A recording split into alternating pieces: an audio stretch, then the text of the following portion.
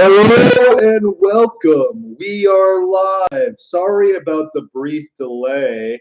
I was spending my morning taking naps, eating pizza, and playing my Nintendo Switch.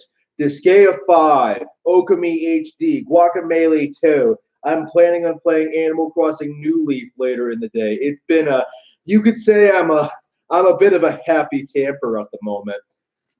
Great games, all of them. I'm enjoying all of them. I'm hoping to finish Okami soon, and I'm hoping to get a review out because I do have a lot I want to say about that one. Uh, Maybe a little bit more negative things than you're used to hearing about it, but I think they do need to be said. I don't know, Chad. Do you think that I should make a video now talking about my issues with the game? Because I'm nowhere near being done with it, but I do think it's starting to come back to me why I don't care for the game as much as society says I should. Uh, yeah, what's up, Johnny? Yes, yes. So I still enjoy Okami for what it is, but yes, I do have very real problems with it. Very real problems. Probably one of the lesser games from Clover, one of the lesser games from Platinum Games. That team there, definitely better than the original DMC, which is what we're going to be getting into here. But yeah, I still reasonably like it. Like in spite of all of its problems, it's still like a solid 7 out of 10 game for me. It's absolutely worth playing just for the visuals, the music, and the art style alone. Just the style makes up for all of its very glaring problems, namely the fact that it's not that fun to play. Um, yes, we have a couple of people in here, so maybe we should go ahead and jump right to it. Jump right to the topic of the stream today, and that is I really wanted to live stream about this because I really want this to get this out there, to get people talking, to get people to point this out. In that Capcom has not put anywhere near the volume of quality titles that Platinum Games has since its inception. Compared to like what Platinum Games has been doing with Bayonetta, The Wonderful 101, Metal Gear Rising, the upcoming Astral Chain, like Capcom's offerings are so much lesser. It's not even funny. Like just compare how infinitely replayable Bayonetta is compared to like the frustrating, tedious, repetitive Devil May Cry 4. Like even back then, it was kind of obvious that Capcom couldn't really compete. They fucked over their actual real talent in favor of like these soy boy pseudo action game that like like it just every decision they made from like 2007 to 2017 was like a complete disaster. Compared to what Platinum Games was doing, like forming, making Mad World, making Bayonetta, making Metal Gear, like establishing themselves as this like go-to action game studio, right? And now they have like several projects in the works with Astral Chain, Bayonetta 3, perhaps Scalebound. Like Scalebound in and of itself, in spite of like being canceled, looked absolutely stellar. Going by what we saw, I have no doubt in my mind that would have been like a far better action game than Devil May Cry 5. And again, that wasn't Platinum Games' fault. Like whatever problems Platinum Games has had in the past couple of years, that was entirely due to their publisher. Dealing with Activision, dealing with Microsoft, dealing with like these terrible companies that just do not suit them. Platinum Games really needs to go like completely Nintendo exclusive. Like they need to like sign that exclusive contract. They need to be bought out. They need to like do something so they don't have to develop for third-party consoles anymore. Because like that's really holding them back creatively. I don't think Astral Chain would have been made if it was like coming from if it was published by another company, you know?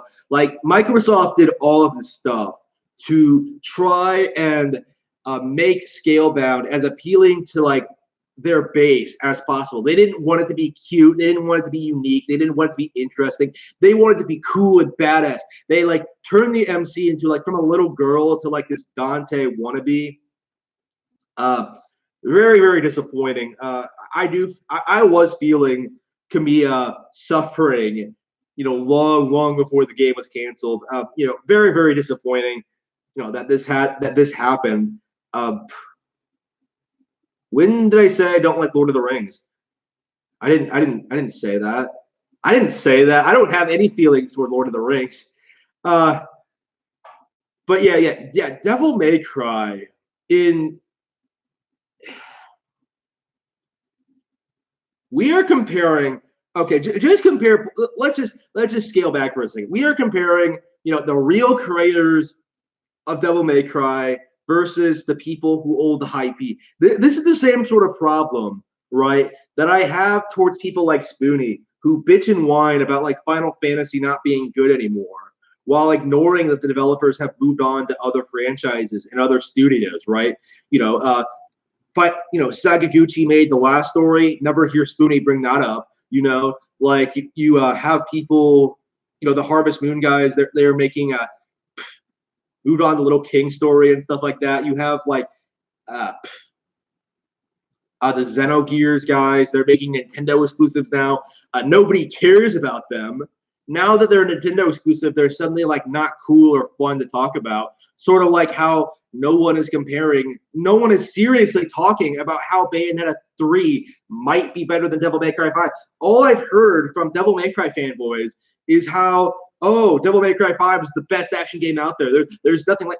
What are you talking about? What are you talking about? You're not seriously considering like what the competition is. You're not seriously considering like what Bayonetta has done, what PlatinumGames has done, what Bayonetta is going to be, what Astral Chain is going.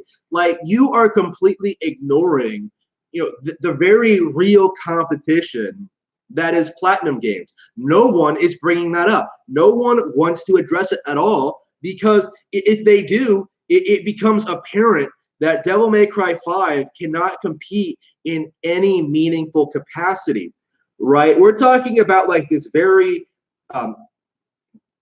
outdated action game series, right?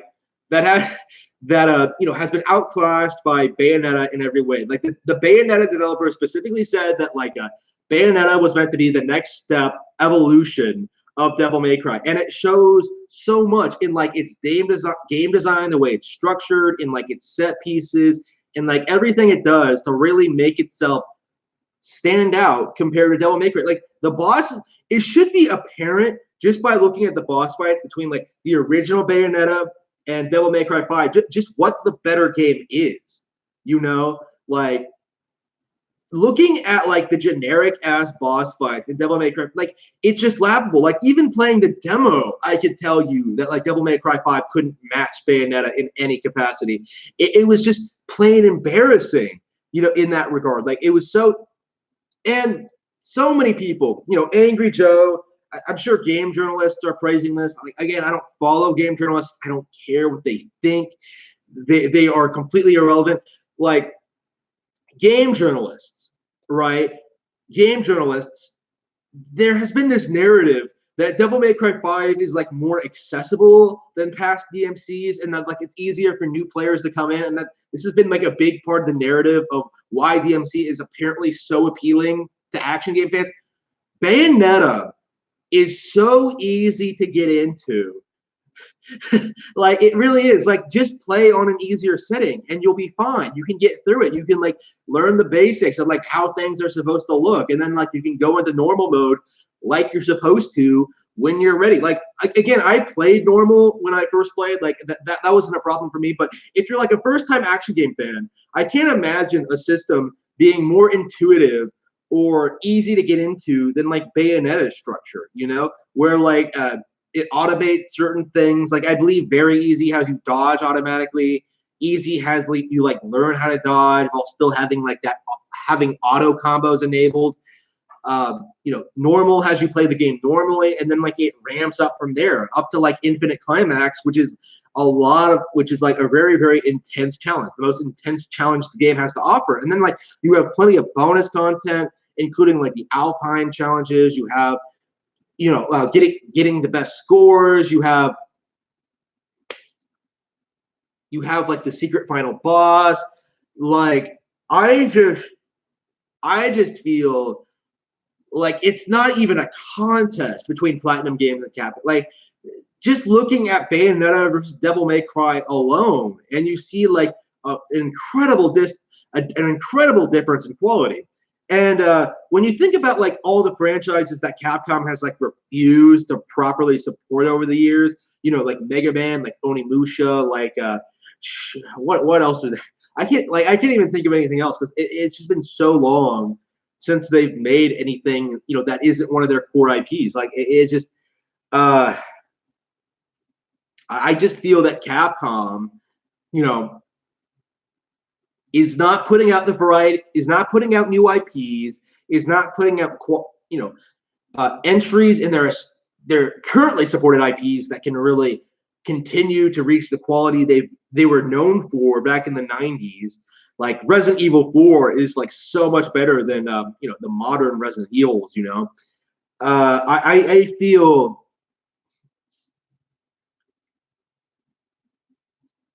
I don't know. Like people say that Capcom is back because they made like 3 well-received games in like a year. They released Devil May Cry 5, they released Resident Evil 2 remake, they released Monster Hunter World, and it was just those have been. I don't know. That's not enough, really, to really set it apart from like the competition of what other companies are doing, what PlatinumGames has been doing. PlatinumGames.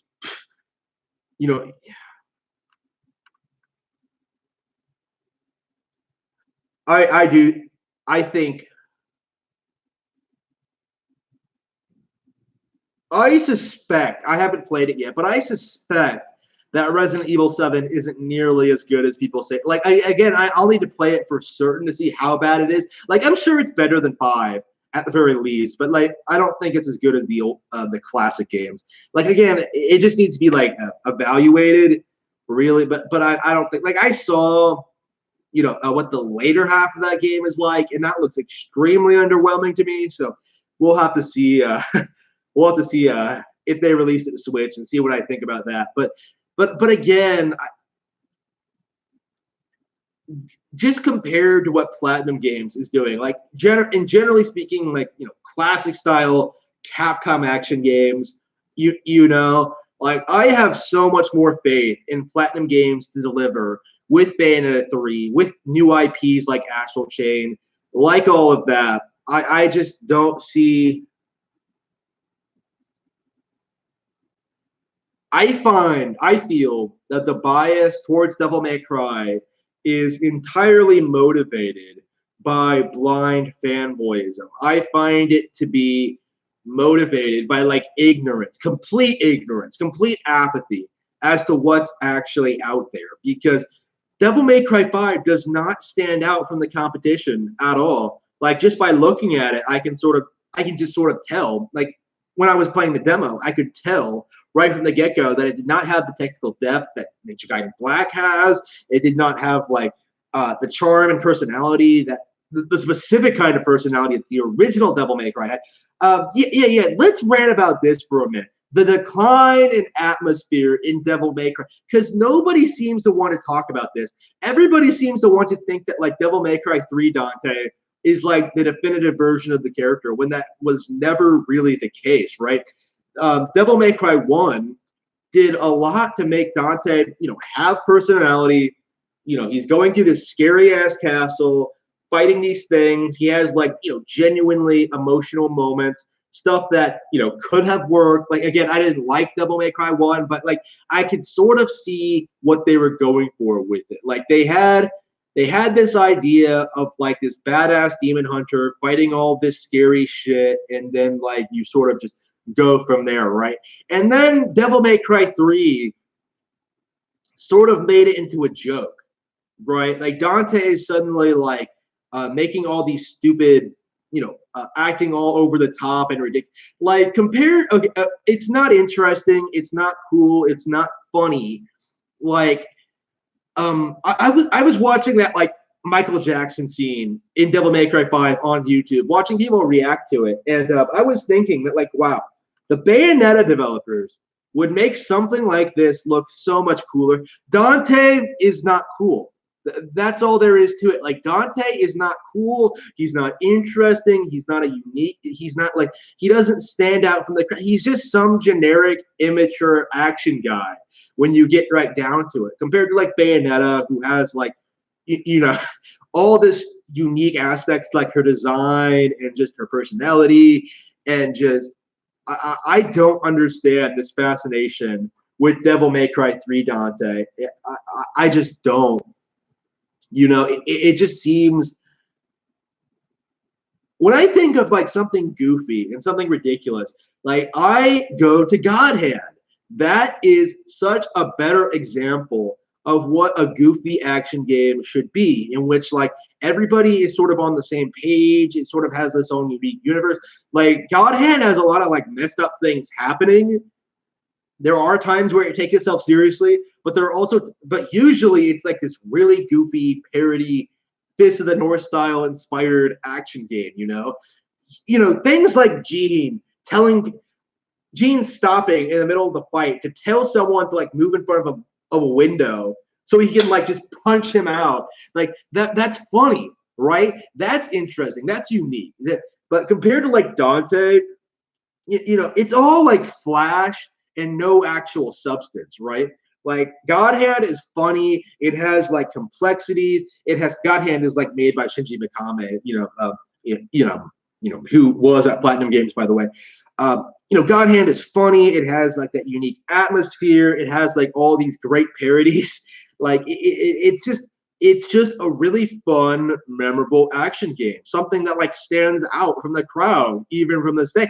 Like Devil May Cry does not. I get the distinct impression that Devil May Cry fanboys do not really play or care about action games other than Devil May Cry. It's so interesting. Like every time Bayonetta or Ninja Gaiden comes up in these conversations, like you always see Devil May Cry fans desperately try to disparage them, right? Like to try to say they're like casual, they're too easy, that Devil May Cry has better mechanics, that like again, I saw like there was this time, right, a while back where Maximilian Dude was streaming Ninja Gaiden Black, and he kept failing. He kept blaming the game's mechanics for why he kept dying. Instead of like getting good and getting better at it, he started like talking about how much better that like Devil May Cry was. And is it better because you can beat it? Is that why? Is that why you prefer? Like, I really do get that impression. Is that like these fanboys have never actually tried another action series outside of Devil May Cry. They have no idea as to how the genre has evolved. Even back in the Ninja Gaiden Black days, with like the better environments and just like the better controls and just all around better enemy design and things like that. Like I everything about Ninja Gaiden Black just seems like blatantly better than Devil May Cry 3 to me. I don't understand how anyone can consider them to be like rivals or whatever. Okay, thoughts on Mad World. Okay, Mad World sort of so I do not like Mad World. I reviewed it. I was not able to finish it because I was just getting so bored of it. Like that game is another example of like style over substance. It's like 3 hours long, incredibly shallow game. It's funny as shit. Like I love that game's like atmosphere and vibe and like personality, especially during gameplay. But I do think it hasn't aged well. I do think it's not Platinum's best. It's probably their worst game, actually. I haven't played like everything they've made. I have not played Anarchy Reigns. But I do prefer Vanquish over it. I prefer like Bayonetta over it. Of course, I prefer the wonderful 101 over it. Like it's but here's the thing about Mad World is that like it was their first ever outing, the first ever game they ever released. The first game they did in their first game they ever did as company, an independent company, their first game working with Sega. They were just getting established. And yeah, when you take that into account, it's kind of acceptable. But yeah, I am not a fan of that one. I've always been very critical of it. Like again, another example of like a style over substance game. Yeah, definitely. I'm very disappointed with that, by the way, because so many people, right, who hated on the Wii, who called it shit, who said it didn't have enough mature games for mature gamers. So many people like that hyped up Mad World as being this like grand, spectacular, like a game that the Wii needed. When it really wasn't that good. Like I saw the same problem with the Conduit. I think in that like the games industry is so desperate to shove this kind of thing onto to hype up this kind of stuff on Nintendo consoles, to try and convince Nintendo that they should stop making Nintendo games and make more stuff.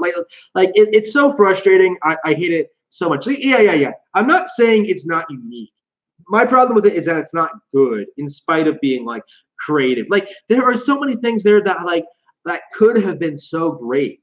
If it was like twice as long, had more depth to it, to the combat, and like more things going on, more replay value, like more bosses, more everything. Like maybe it could have been a stand-up beat 'em up on the Wii, standout beat 'em up on the Wii, but as it stands, like it's a 3-hour, incredibly shallow experience that just does not hold up under any scrutiny at all. Like not a fan of that one.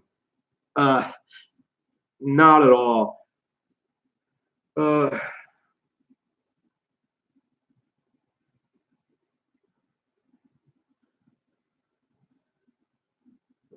But that's the thing about Mad World 2, though, is that like Capcom, it was a new IP.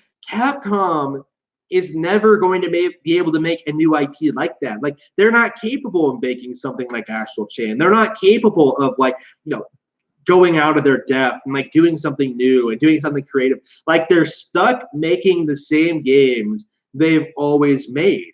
Like Devil May Cry 5 is like the most hyped game among enthusiasts they've made like a long time. And what are they gonna do after? Like people are already talking about Devil May Cry 6. I don't think that's gonna happen. Like I think this was the game that was supposed to like sort of end the whole Dante thing and like make Nero the new like again we'll have to see just what happens going forward. And people are already talking about the game underperforming, like the game not doing as well as like it was hyped to be. So we're going to have to see just how that turns out. Exactly. Like this could be like a Tomb Raider situation where they were like expecting to sell like 5 million copies and only managed like 3 million or something like that. We'll have to see just what happens here. I don't think it's like a Monster Hunter World type success or anything like that. Again, it's just not that good of an action game franchise at the end of the day. I don't see it having room for like improvement. I don't see like the developers like really starting to hit their stride with the 6th game. I don't see like it really being relevant going forward. Like I just see a bunch of fanboys who played the series like when it came out almost 20 years ago, who've like refused to move on to like other action games. Like that's all the DMC fan base is to me. They're not a group of people that I have any amount of respect for, essentially. I need a drink of water. Hang on. Yeah.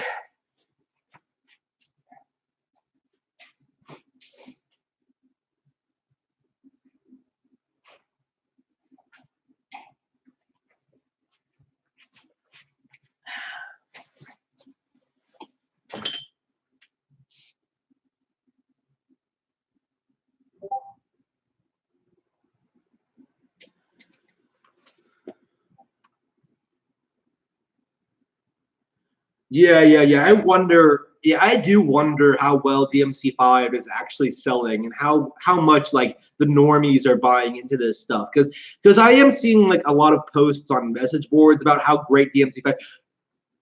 This is what I wanted to talk about. I really wanted to talk about this. why is Devil May Cry 5 good? Like, no one is able to explain this. Like, all anybody is able to say that, like, ooh, it's Devil May Cry. It's the hot new thing. It's the hot new Devil May Cry game. What does that mean? Like, what does it do well? Is it like the action? Is it like the story? Like, every time someone brings up what makes this game good, like, they end up like embarrassing themselves, right? Like, I've been seeing this on message boards a lot in particular. But Devil May Cry 3, I've been saying this a lot with Devil May Cry 3. So many people, right, are intent on pushing this narrative that Devil May Cry 3 has like a top 5 video game storyline. Like, this is like one of the all-time great video game stories. Like Dante versus Virgil, you know, that's apparently like the Nestor worthy, the gaming equivalent of the Oscars to them. Like, somehow Devil May Cry 3, one of the dumbest action games I've ever played in my life, is considered to have like a top 5 video game story, like among its like what. Why? Like, nobody is able to explain like what's so great about it, what makes it so interesting, what makes it like the best storyline ever. They just like state that and then like expect you to like go along with it's just so ridiculous, and I find that to be why I'm finding that to be true with like all sorts of other things regarding the franchise. Like, it's supposedly stellar combat, right? You see Devil May Cry fans all the time, disparage other action game franchises as being like casual, as being like not all that technical. Like, you see people like insist that Ninja Gaiden Black, you can just spam Flying Swallow and get through the entire thing just fine, right? That isn't actually true, because like Flying Swallow has like drawbacks. You have to learn how to use it. Like, you have to do all this stuff. Like, there is skill to learning how to use to play Ninja Gaiden Black. Like, there's all sorts of things you can do in Ninja Gaiden Black. Very technical, very deep, very complex, endlessly replayable. I don't say it has a good story, because it doesn't. But like, Devil May Cry fans do. Devil May Cry fans tell you that Devil May Cry 3 is like one of the most complex stories. And I'm like, what are you talking about? It's just so ridiculous, When you really stop to think about it, I just don't care for it. Like, maybe I can find a post talking about this. Let's see, because I have been seeing it like very occasionally on forums and stuff like that.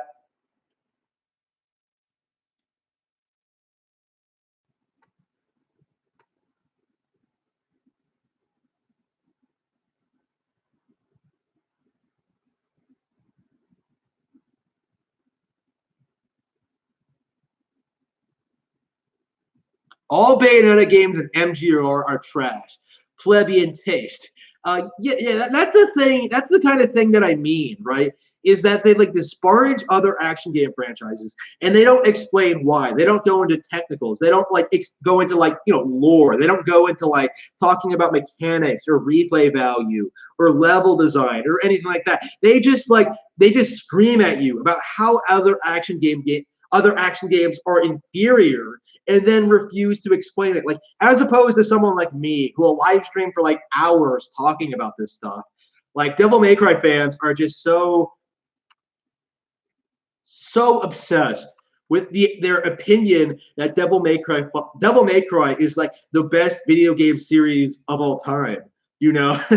Like, in spite of all its very, very glaring flaws, all of its missteps, the reboot, the unfinished Devil May Cry 4, like everything about Devil May Cry 2, like all of that doesn't matter. Devil May Cry 3 was inspired by the Divine Comedy. That makes it deep and complex and interesting. It's just so ridiculous.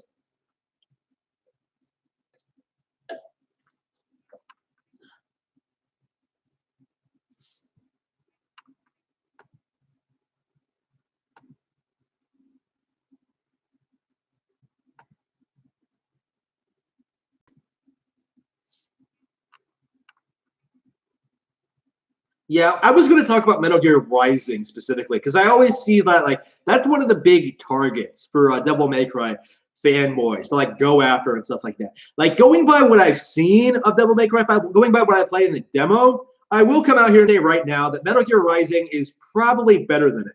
You know why? Because at the very least, even if like even if Metal Gear Rising isn't the most complex action game out there, it has an interesting premise. It has unique mechanics. It has like it does all this stuff to set itself apart from the competition. So it's absolutely worth playing, even if it's not the most technically demanding game out there.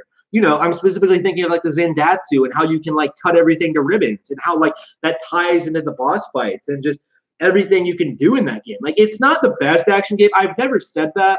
Like even in my review of it, when I like returned to it, like I said that like it's not the best action game out there, but it's absolutely playable. There's nothing wrong with it. Like, okay, there's plenty wrong with it, but there's not as much wrong with it as there's like wrong with some DMC games, right? Like, it's certainly better than the reboot. It's certainly better than like 2. It's certainly better than It's certainly better than like everything they I guess it's debatable whether DMC3. Okay, so I have played DMC3. I do think it's probably the best one out of the Devil May Cry games. The issue I have is that like I don't think it's as good as some other action games out there. I don't think it's as good as Bayonetta. I don't think it's as good as Ninja Gaiden Black. Like that's just my opinion. Like the issue I have is that like Devil May Cry 3 fanboys will like say that like it's so obviously better than the other action games. Like the other action games aren't even worth like talking about or playing when that's just like kind of ridiculous to me.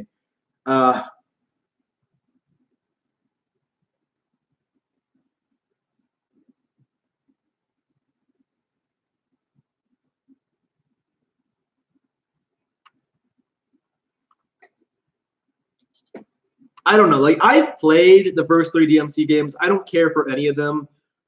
Like again, I played through 2 for the first time last year, and that was like the most frustrating. Like that was like legit one of the worst experiences of my life. Like I think people have like kind of forgotten how bad that game actually is because I've seen a little bit of like a damage control for it. Like people like saying that like, oh, this influenced Devil May Cry 3. That makes it like interesting and good. No, no.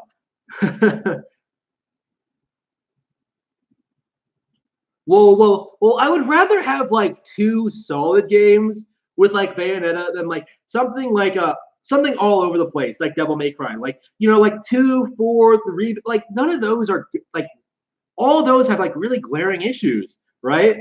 Uh,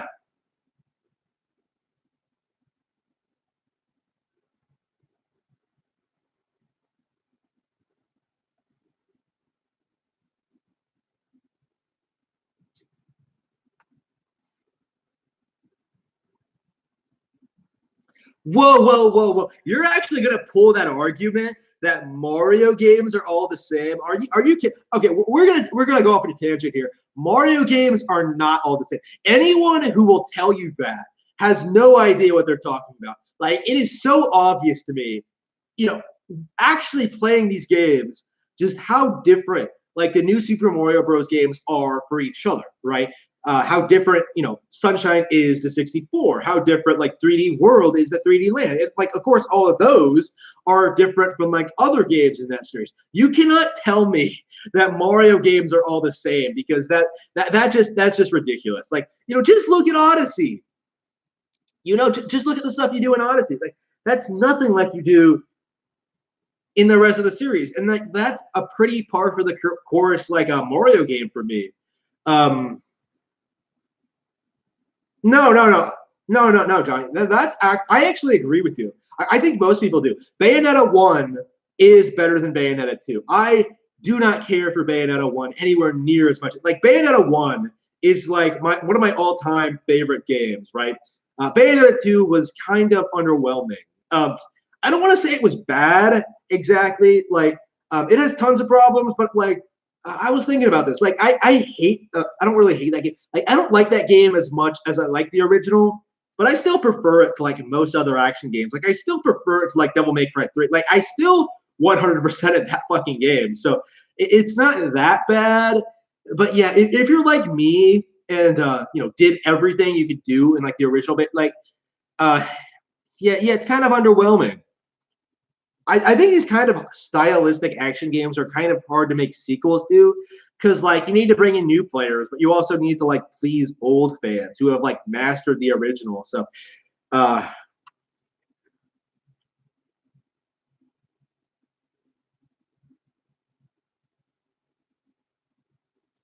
yeah. Nintendo makes plenty of new IPs though. Like everybody always says this, like, oh, Nintendo doesn't make all the new. Like, what are you talking about? Yes, they do. Okay, like, did you not play like the Wonderful 101? Like, are you not aware that they own Fatal Frame now? Are you not aware of like games like Devil's Third? Like, have you never tried Fire? Like, again, everybody who says that doesn't seem to like understand what Nintendo makes. Uh,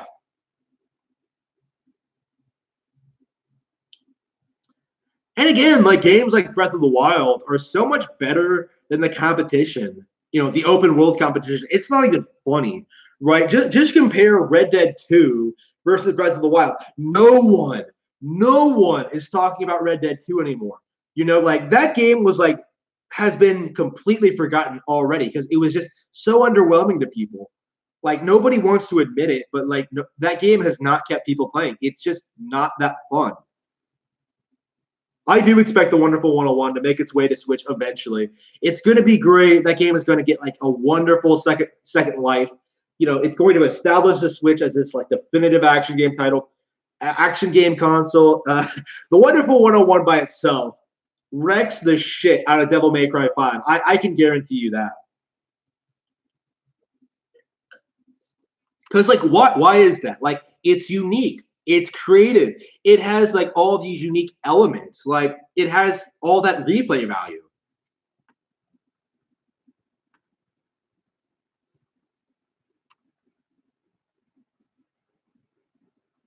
Yeah. Nobody played SMT. Like everybody always goes on about how Nintendo needs to make like more mature games, and then somehow, inexplicably, games like SMT don't do very well. It's just so laughable, right? Like these people are looking for reasons to not play Nintendo games, right? Like they decide they don't want to play Nintendo, and then they make excuses as to why they don't like Mario, why they don't like Zelda, why they don't like Pokemon, why they don't like new Nintendo IPs. You know, yeah. Killer 7 getting a director's cut is legit going to be one of my game of the years. Like, I'm not even kidding you. Like, if you're like me and have actually studied Killer 7 as like, the masterpiece it is, you'll notice very, very clearly that there are a lot of like gaps in the story. Like, they don't, like, one of the reasons it's so confusing to people is that they don't really, go into detail about what exactly specific important details, like the nature of like the parties and the Yakumo and things along those lines. Like this is stuff that is apparent if you like really uh, go into like the deepest lore of Killer 7, but like it's not explained very well. Like I think the main reason we understand it as well as we do is because like it pulls from actual real world Japanese philosophy and culture and politics and stuff like that. So like we were just sort of able to apply that to Killer 7, and like after that it began to make a little bit more sense. But again, the main thing I'm interested in is like seeing more of the Smiths in the context of Killer 7 doing their things, because like in the original release, this is like the main thing I'm kind of eager to see. You were supposed to get like a lot more character moments out of like the Killer 7, like the characters you actually play as. Like so everybody would get a chapter dedicated to them. In the final release, Dan had the Curtis Blackburn thing, where like he went up against like his child molester former master, right? We were supposed to learn more about the Killer 7 in that sort of fashion. Like we were supposed to get a K-Day one, we were supposed to get like a con one. Like that's what I'm anxious to see most of all. Like I think we have a generally good idea as to what Killer 7 is supposed to be about, but like an expanded release would be like wonderful. Again, I kind of have a concern about how they're going to handle the voice acting, because like I'm not sure if all the voice actors are still alive. Like I think Kun Lan's voice actor is dead. R.I.P. I'm not really sure how they're going to handle that. Like Suda is so particular about this. Like he brought back Dan Smith's voice actor, after 15 years to like be in a cameo in Travis Strikes Again. Like that was awesome, but like I'm not sure if he can do that for everyone. Like is Tara Strong going to come back as Kayade? I don't think so.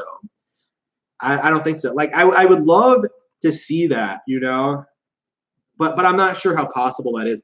I'm sure Suda will surprise us. I'm sure it'll be like we'll have to see just what happens. Like he says he's going to do it before he retires.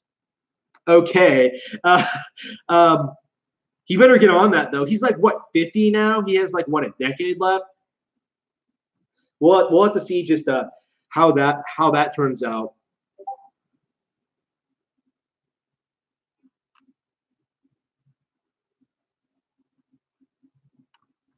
Yeah, that is downright delusional. The Switch has so many games on it. Like I'm having trouble playing games I've been meaning to do. Like I've had like right now I'm playing like 5 or 6 games at once. Like I'm playing Disgaea 5, I'm playing like Okami HD, I'm playing Guacamelee 2. Like I just finished something called Skyforce Anniversary. Like these are all games I've Okami I've played before. Like these are mostly games I've never played before, right? Like these are all completely new experiences to me. They're on Switch. I bought them. I'm experiencing them. Like I'm having a blast. Like you cannot seriously try to tell me that the Switch does not have variety in its library. That's just ridiculous. Like especially with like Yoshi coming out this month, all the stuff that's coming out in April. Mario Maker 2 in June.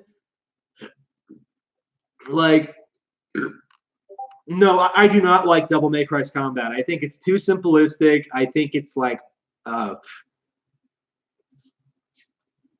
think it's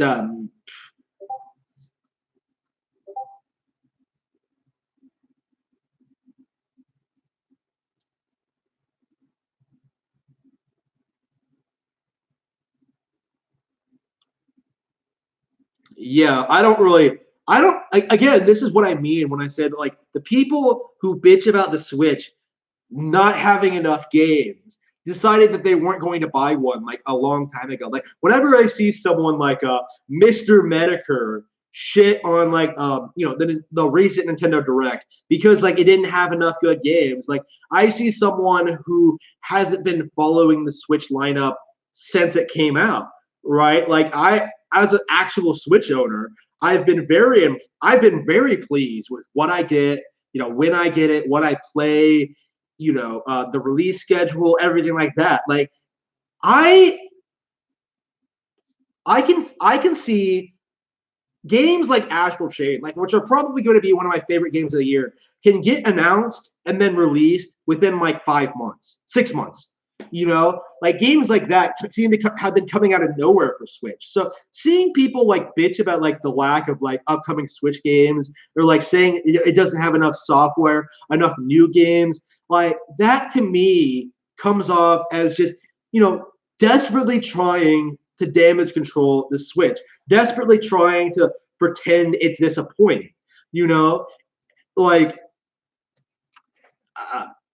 Again, you see people bitch about ports all the time. Well, what about the new games? Why don't you just get the new games if you don't want the ports?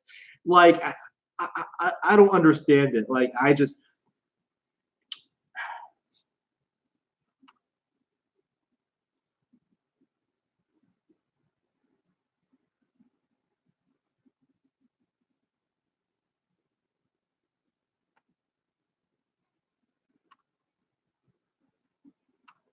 Yeah. So really looking forward to April. I'm gonna have so many fucking. Oh, yeah. Okay, so Dragon Mark for Death is coming out physically on Switch on the 26th. Like Yoshi is coming out like a couple of days later on the 29th.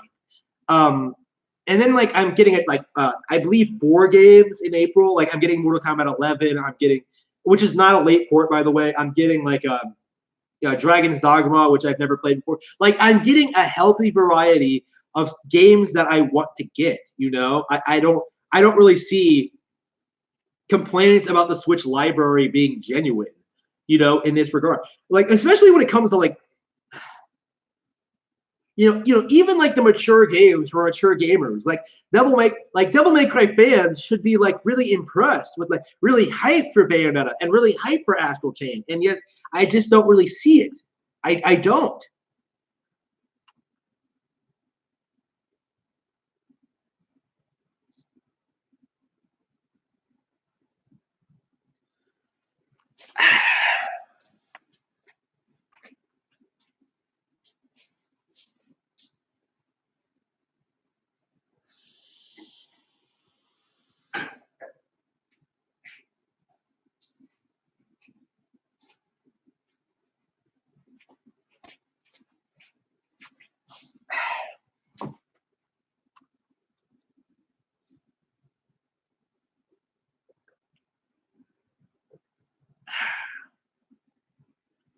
So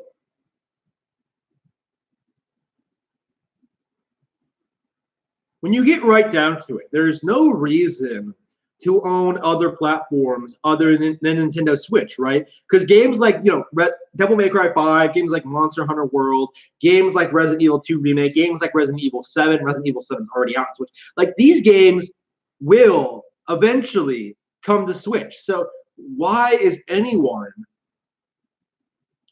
buying other consoles to begin with? Like it just doesn't make any sense to me. Like I would rather have a Switch now, get all the best games for that, and then wait for the lesser releases to come out later.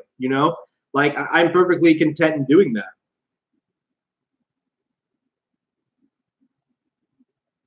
Yeah. Bayonetta. This is why I say that people are biased against Nintendo. Bayonetta was so hyped, so well liked among action fans before it became Nintendo exclusive, and now it's like popular to shit on it. Like just because it's like on Nintendo, exclusive to Nintendo now. That's the only reason why people have been like shitting on it so much. Like 1 was really well received, and yet somehow, inexplicably, people hate it now because it is Nintendo exclusive.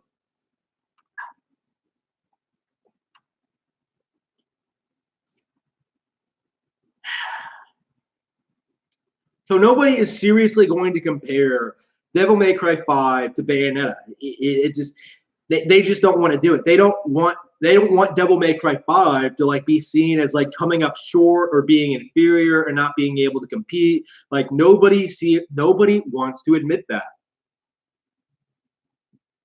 No. There is like no discernible difference between like Nintendo Switch versions of games and other consoles. Mm-hmm.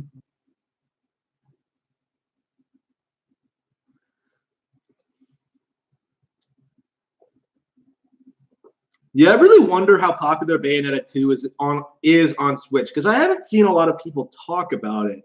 I'm not really sure why that is. Like, did everybody own it on Wii U? I don't really know what's up with that. Like, I own the original on Switch because I love that game so much. I own like 3 different versions of it. I might as well get the Xbox version too. But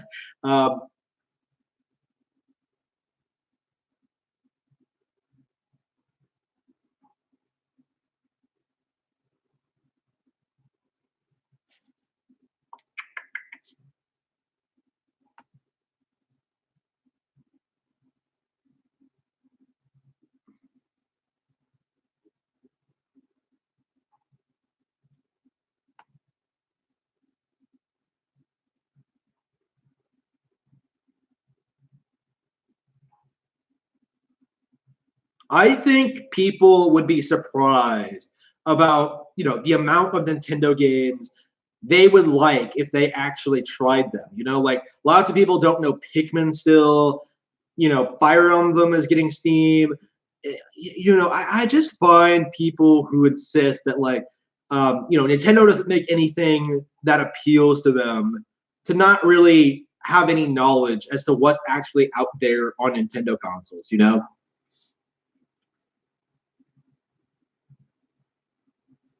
Nintendo paid for it. They support the developers, and they are making it exclusive going forward. As they should. Like, I'm really liking Nintendo's third party policy of just like making them real exclusives and like supporting the devs directly. And they're increasingly building their portfolio of developers outside of Nintendo that can make like games like it and like make games that are honestly better than the competition. Like as much issues as I have with Xenoblade, like I don't think there's any denying that the actual open world aspect is way, way better than the competition. So, like, Monolith Soft was a great acquisition. Like, PlatinumGames is great. I'm enjoying, Next Level Games is, like, probably one of the better Western third-party developers out there. Like, I am...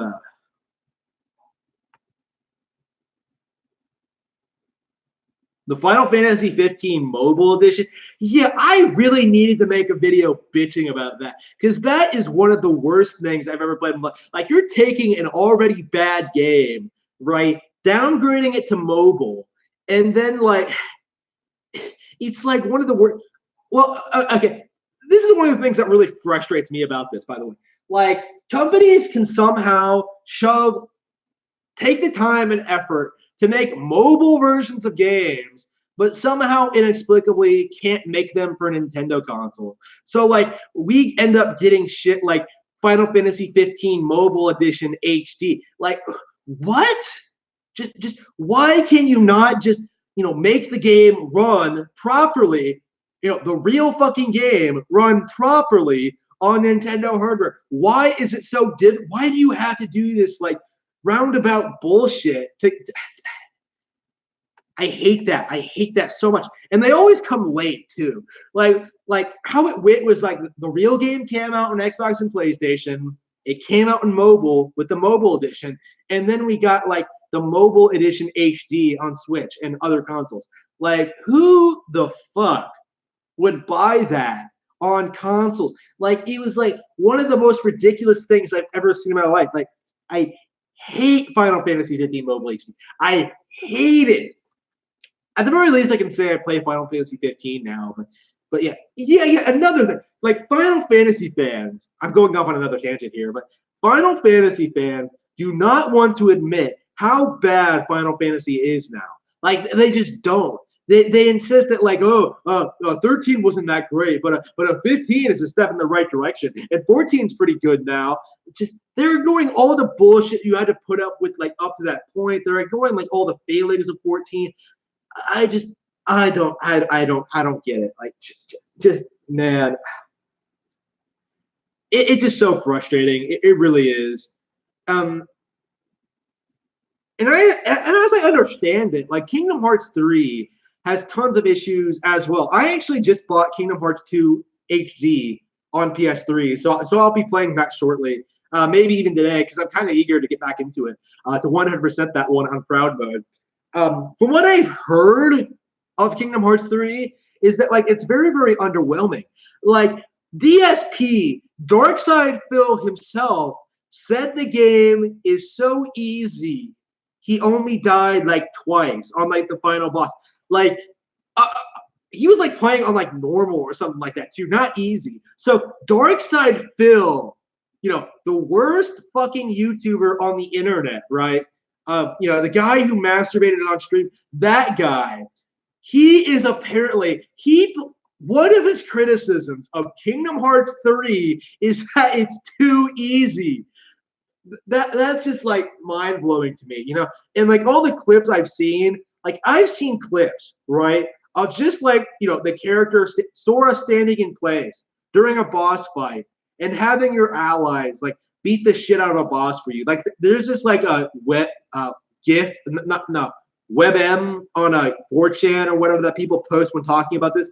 Like it's Sora just standing there while Axel and Xeon are fighting Six, and like Sora just stands there and lets them like beat the boss for him. And Kingdom Hearts is of course like completely automated. Like the AI acts on its own accord. The issue with that, I have like so many issues with that WebM just by looking at it. With that video just by looking at it when it comes to that. Like, okay, first of all, where are the Disney characters? Why are the Final Fantasy characters? Why is it only Kingdom Hearts characters? Why is Xeon back? Why is Axel back? Why is... Again, this goes back into my main complaint about Kingdom Hearts 2 onward, is that it became way too fixated on like the original Kingdom Hearts lore instead of like utilizing the Disney and Final Fantasy IP in like a unique, interesting way. Like we should have seen more. We should have seen more Final Fantasy characters be involved. We should have seen like more things. Like I don't know, like relegating like Final Fantasy characters to like one town, and then like in 2, and then getting rid of them entirely in 3. Completely missed opportunity. Really makes me angry. I hate it so much. And this is a game I haven't even played yet. Okay, so yeah, that makes me very, very angry.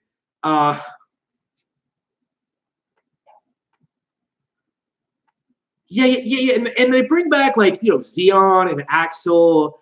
And just why? Like why? I don't know what that's all about. Like again, I remember liking Xeon. Like one of the things that I remember explicitly about like 358 days over 2 is that like Xeon was way more likable than I was expecting. Roxas was way less interesting than I thought. Like Kingdom Hearts 2 set him up to be this like evil guy who betrayed the organization and like went through all this shit, and then like 358 days made him out to be this guy who didn't do nothing, and just so disappointing. I just hate it so much.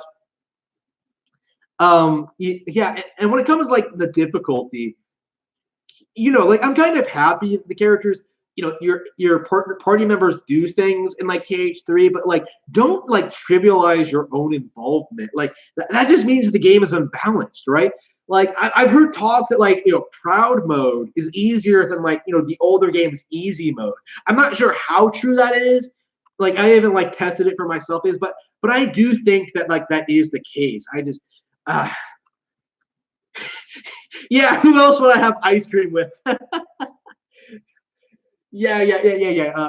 That was not like the meme-worthy line for me. Like for me, the really ridiculous moment came when like Xeon, like in the ending where like Xeon turns around and she suddenly has like Sora's face, but she still has her voice. It's just like, and her body, and it's like the most. I swear, like from what I remember of 358 Days, like I haven't played this game like since it first came out. Okay, from what I remember of that one, it's creepy as shit. Okay, like I remember that game being like incredibly creepy for one of this. I just like entirely because of Xeon, and like I kind of like that. It kind of gave the game like its own unique personality. Like I actually do recall liking 358 Days. I'm not sure how much I would like it now because, like, looking back on it, it kind of has the same sort of problems I have with like other Kingdom Hearts games. But well, I do want to go back and play that one. I do want to go back and revisit that one. I have it on PS3. Maybe I'll play it. We'll have to see. We'll have to see how that turns out. How good that one is. But yeah. 3 seems like a disappointment, and like nobody wants to talk about it. No one wants to talk about how bad Final Fantasy 15 is. No one wants to talk about like how good Octopath is too. Like again, it's that like anti-Nintendo bias at work here, where like third-party non-Nintendo exclusives are like the GOAT contenders, the greatest of all time, like the biggest, most relevant games in the industry, and then like stuff like Octopath comes out, Nintendo exclusive, genuinely like unique, genre defining, like a great return to form, and like people do everything they can to shit on it, right? Like you have people making all these nonsense complaints about like the storyline and how things played out and how it's structured and the combat and just making it out to be like nowhere near as good as it actually is, right? Like people will like tell you it's like 6 out of 10, it's okay, when it's like probably a 10 out of 10 JRPG, like about on par with Final Fantasy VI and other classic Final Fantasy games. Like it really is that good. Like I'm not like overstating it. Like I do think that highly of Octopath. The true Final Fantasy VIII, you could say. Let's just pretend that like Final Fantasy VIII does not exist and like Octopath exists in its place. And then like 9 came out. They're all Nintendo exclusive, by the way. And 10 came out after that. Like that's fine for me. And like 10 was the last one. That's fine for me. Yeah. Most Final Fantasy games are coming to Nintendo platforms now. Like I got 9, 7's on the way. It's coming out on the 22nd, I believe. Chocobo Mystery Dungeon. I'm playing like Final Fantasy World Maxima. That weird as fuck Pokemon clone, which I'm kind of digging.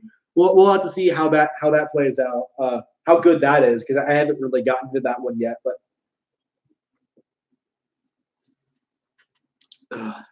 But yeah, I think generally speaking, the Nintendo RPGs are better than the Square RPGs at this point. Like Nintendo's involvement just seems to make these third-party developers better. This has been like a trend for years now, since dating back to at least Eternal Darkness, right? Like probably long before that. But Eternal Darkness, after that game, after Silicon Knights told Nintendo to fuck off, we were gonna do our own thing. You're too controlling. We don't need you. Fuck you, Dad. They like went off on their own, did this thing, made like Too Human, made all these like major mistakes, and then they went bankrupt. They're gone. They don't exist anymore. And Dennis Dyack, the head of the company, is reduced to desperately trying to get Shadows of the Eternal funded by someone.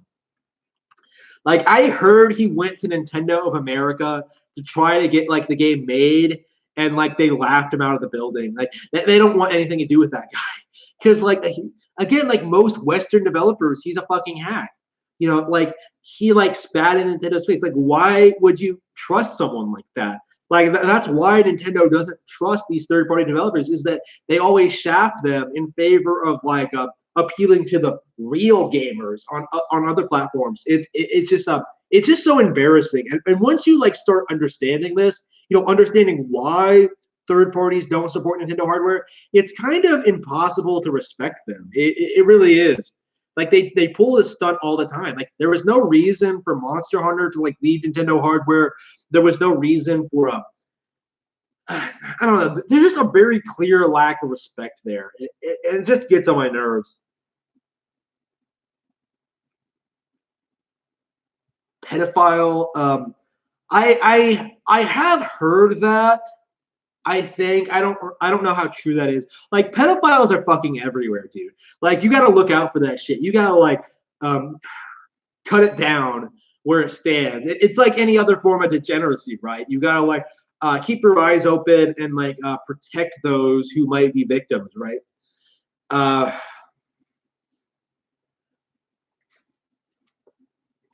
You must have constant vigilance. You must be diligent. You must show no mercy.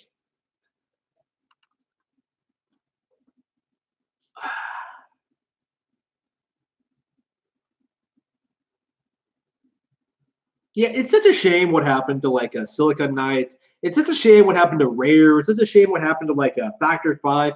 Like all these really good Nintendo, well, Rare was second party. All these really good, Western companies back in the day, have just, faded away to nothing because of their like own terrible decisions. Even like Nintendo NST, Nintendo Software Technology, the Seattle-based company that was originally supposed to be like geared towards making Western games, like Western-oriented games for like the West, games like Wave Race and stuff like that. Like that's gone downhill because of how mismanaged they were with like the whole Project Hammer thing, and just I don't know. I heard they might be making a comeback, and I kind of hope they do because I do like wave rates. I do like 1080. No, they didn't actually make 1080, did they?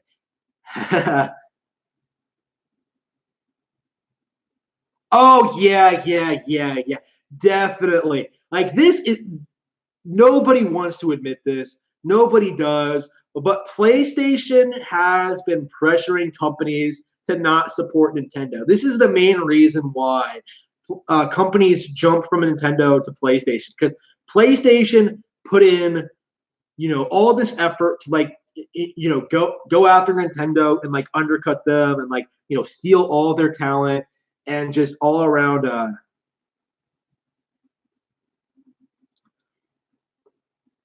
And now with the Switch, we're seeing this weird situation where Japanese third parties are not supporting the most popular company on the most popular platform in Japan. They're like still trying to put out PS4 games and still trying to like support that thing when nobody really gives a shit. Yeah. Definitely, there's definitely like some shady behind the scenes things going on. Like PlayStation like pays for marketing. We know that. We know they like do all the stuff.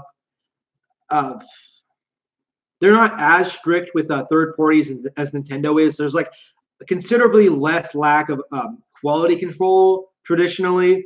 Like PlayStation will like let anything on their platform, which is why games have been like declining in quality so much over the past couple of decades.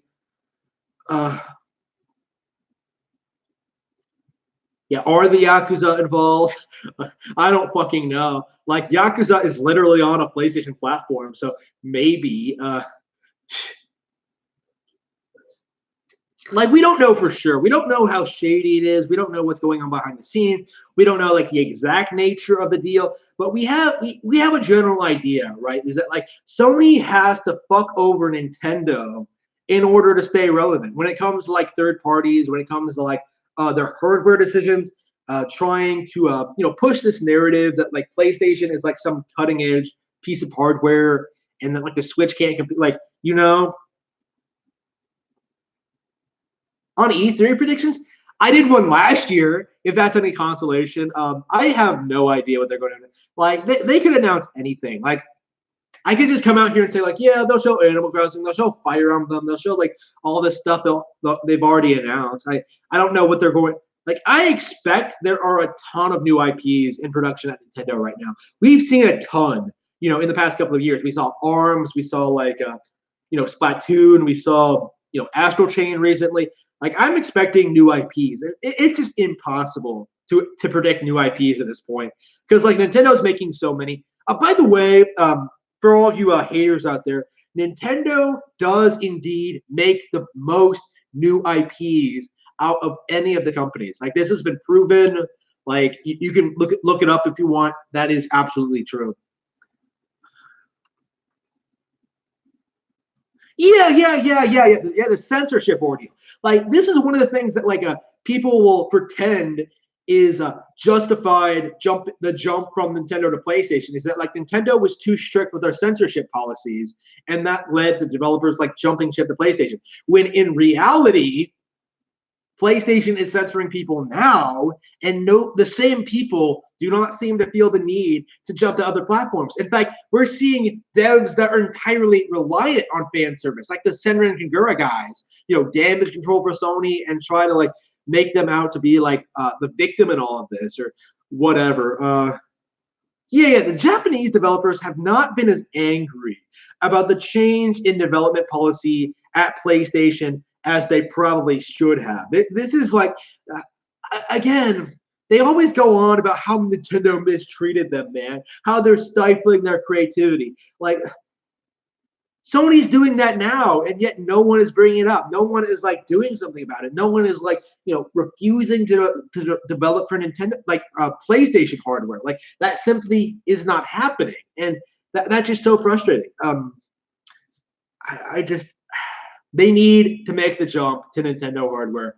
They've always needed to do that, but they just need to abandon PlayStation. Okay, it's just over.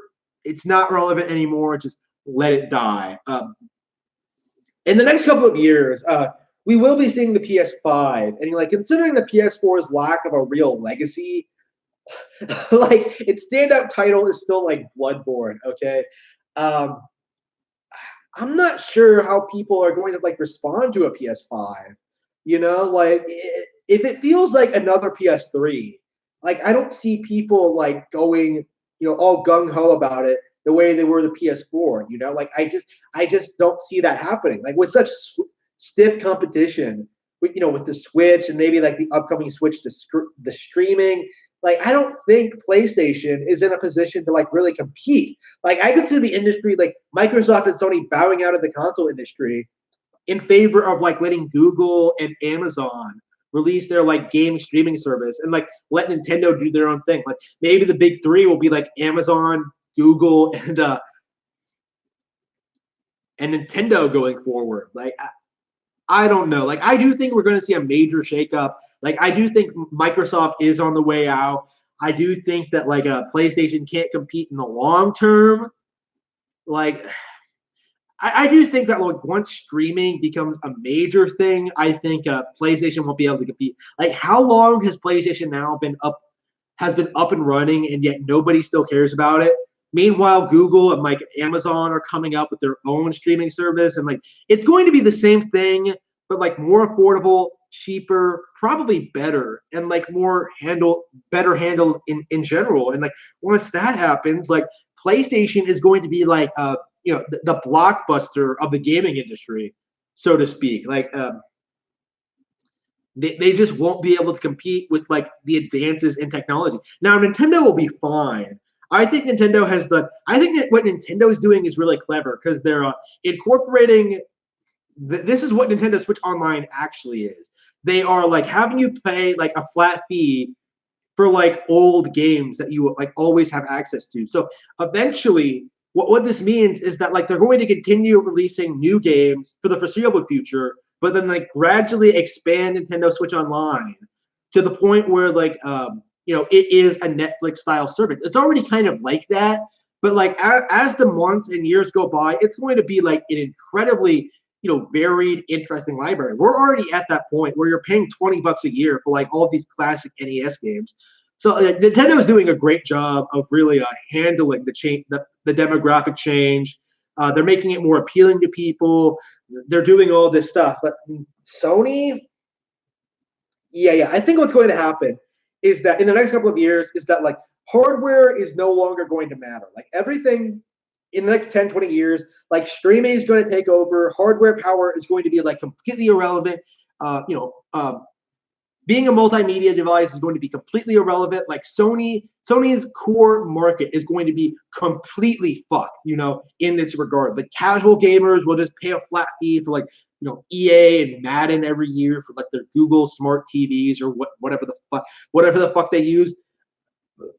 Core gamers will stick with Nintendo. Like we're gonna see like this massive transition in the next couple of years, and we're in the early stages of that, right? Like every company is trying to jump on this train, trying to like make streaming be the top dog when it comes to streaming. And I do think Sony is going to come last in this race. Like Microsoft is in a better position to do it. Amazon and Google are of course in a better position to do it because they've been doing this stuff for years. Yes, I see Microsoft phasing out Xbox entirely and going entirely streaming. We'll have to see just what happens exactly because it's completely unpredictable. I have no idea what's going to happen. Like during the Wii U years, I knew Nintendo was going to make a comeback. I knew that like the next console was going to be a huge hit. I knew Sony was going to be fucked. I knew they were going to be like desperate. I knew third parties would like not support Switch no matter what. Like I knew all of that, but like going into this, I have no idea what's going to happen. Like it could be anything. It could be like an out of nowhere company, Like we could see like some new independent company pop up out of nowhere and deliver the best service that takes off. Like look at Netflix, right? Like it could be like a dedicated service like that,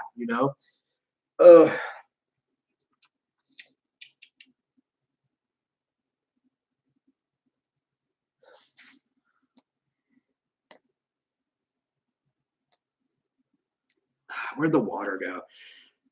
Where has the water gone?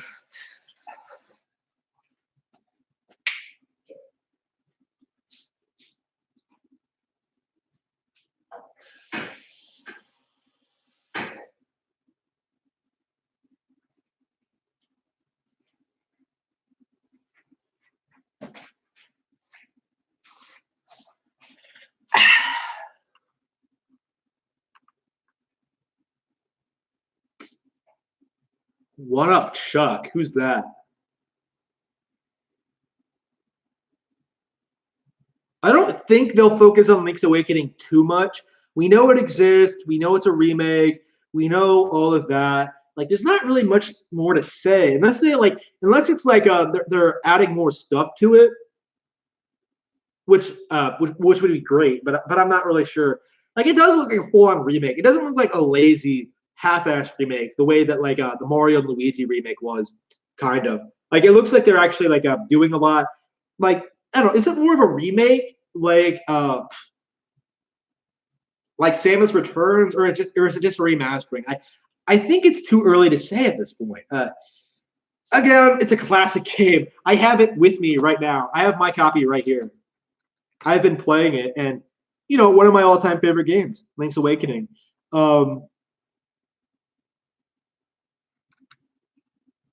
This is my second copy, so I'll be buying the game for a third time. I was planning on buying it again on 3DS anyway, because I was kind of worried that like my SP was going to crap out, and then suddenly I wouldn't have like the ability to play this anymore. But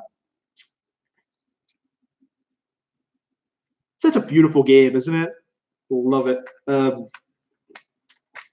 Yeah. I'll definitely be thinking of the remake. I'll definitely be like, going into that. Like, it's one of my all-time favorite games, especially if they add more stuff. Remastered music and stuff like that. Like, I think that would be worth playing it. Like, hearing Ballad of the Windfish with like a glorious orchestra would be like amazing. Again, like the original has its certain charm. I'm sure I'll always be coming back to that one. But yeah, I'm excited for the remake. A YouTuber who believes that Sony is going to monopolize the game market. So like the Sony equivalent of me and how I feel about Nintendo. Yeah, I'm sure there's a lot of people like that out there. I don't really follow this stuff anymore. I mostly just stream and like do my thing. Yeah. Following gaming YouTubers is like exhausting for me because like there's just so much garbage content out there, and like everybody makes the same kind of like everybody falls into the same trap, right? Like everybody wants to be like a career YouTuber.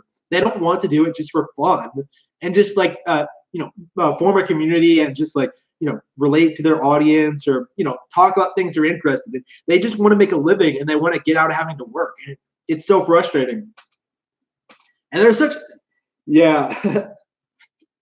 And plus I get so frustrated with like other fanboys with those dirty, filthy fanboys that like so disgusting. Fanboys are the worst.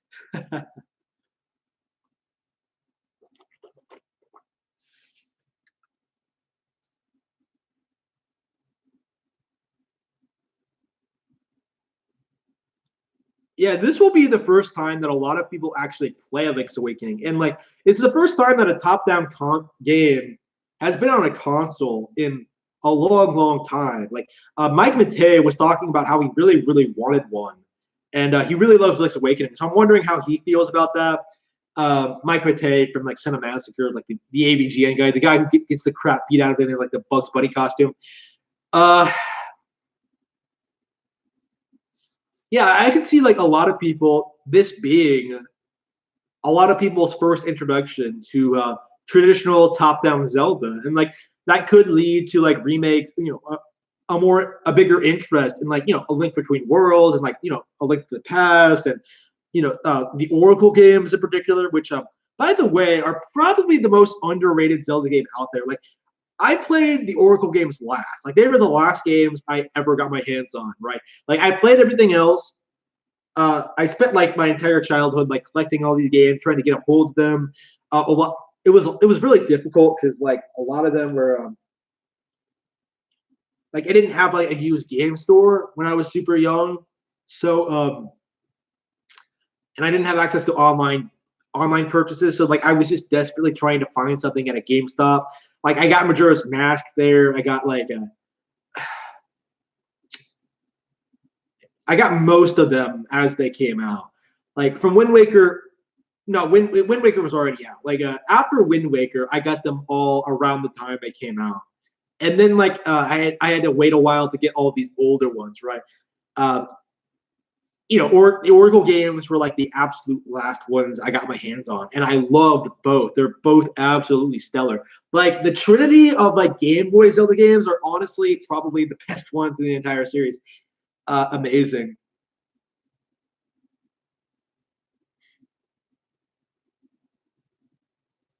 A Zelda game every year. I've never heard that. I've never heard that.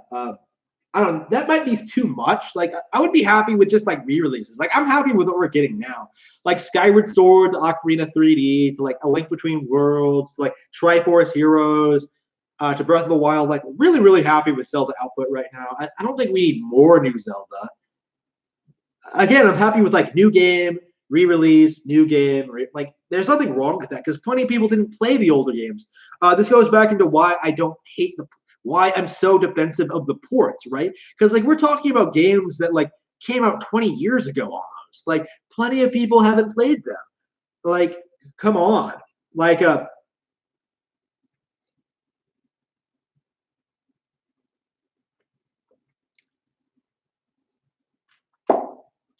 DSP, like he was talking about on stream the other day, how he was talking about how he's never played Donkey Kong Country, one of the most popular SNES games, Super Nintendo games out there.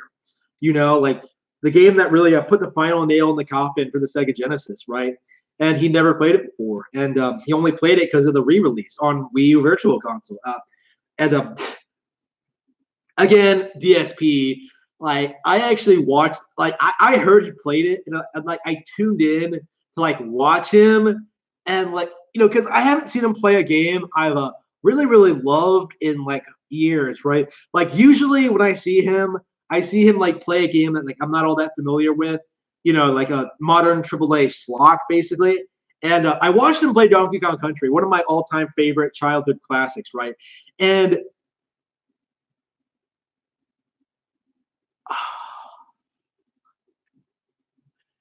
he's bad. He's so bad. Like it was like unbelievable the sort of shit he was doing. Like just having things run into him, like not knowing how to run, just like wandering. Bitching about not finding bonus rooms.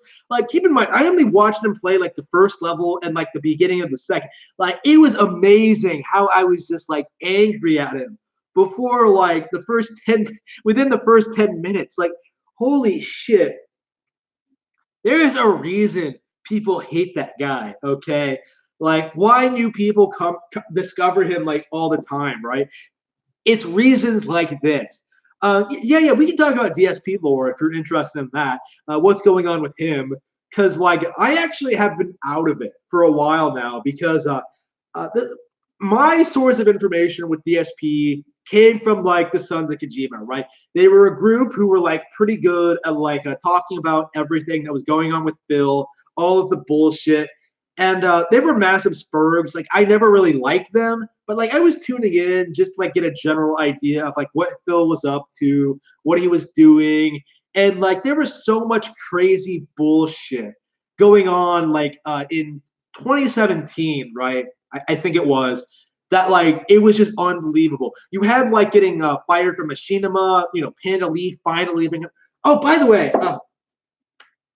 mad props to Panda Lee. I know it's hard to like get out of an abusive relationship like that. I know it must have been like so difficult, but I am like so happy she got away from him. I'm so legitimately like happy for her. I hope she moved on with her life. I'm sure she's like fucking someone else. I'm sure she's having like a great life at this point, much better. I'm sure. I hope she's doing well. Okay. So yeah, Panda Lee left him. That was great for her. For him, it was like devastating because like he was so reliant on her income and like her cooking meals for him and cleaning and stuff like that. Uh, Like there was so much bullshit like that happening. And then like there was the whole Liberia media thing where like he signed on to a new MCN, which was like a student project, and like the guy involved didn't know what he was doing, and like it wasn't like a legit partnership the way that like a Machinima was. And there was all this crazy ass bullshit.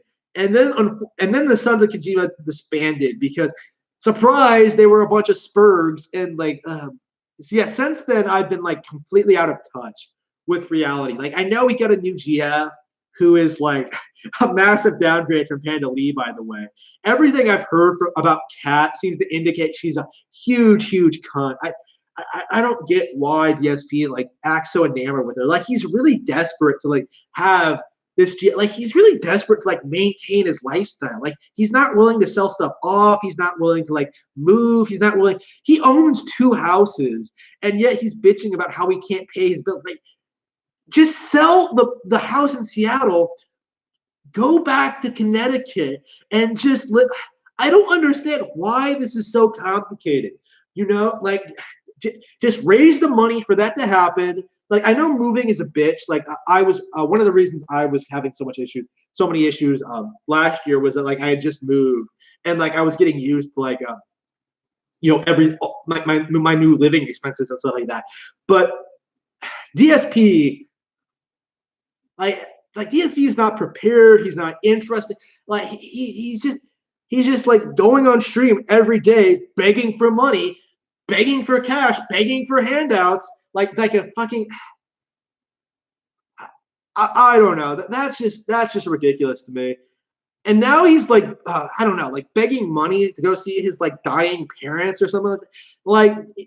Like just move back to Connecticut so you can be closer to them.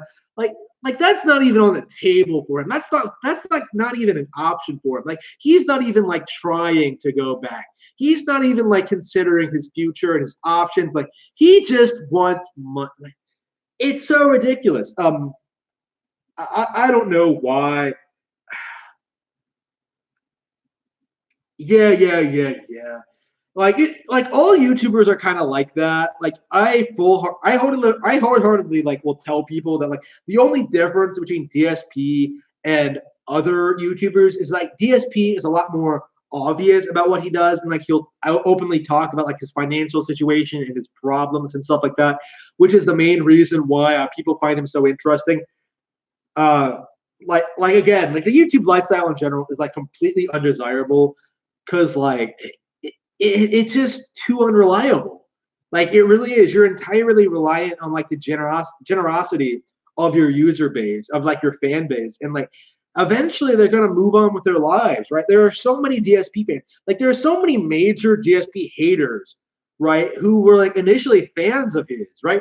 Who like found his reactions like genuine and like funny, like failing at games. Like there's a reason people like watching his playthroughs. It's because like there's something amusing about someone failing to do the most simple shit, Like DSP is probably my favorite Let's Player ever for that specific reason, because of This Is How You Don't plays and just how much fun they are to watch. And yet he's done everything in his power to like ruin that for me and for everyone else. Like the switch to live streaming, relying on the chat all the time, like not figuring stuff out for himself.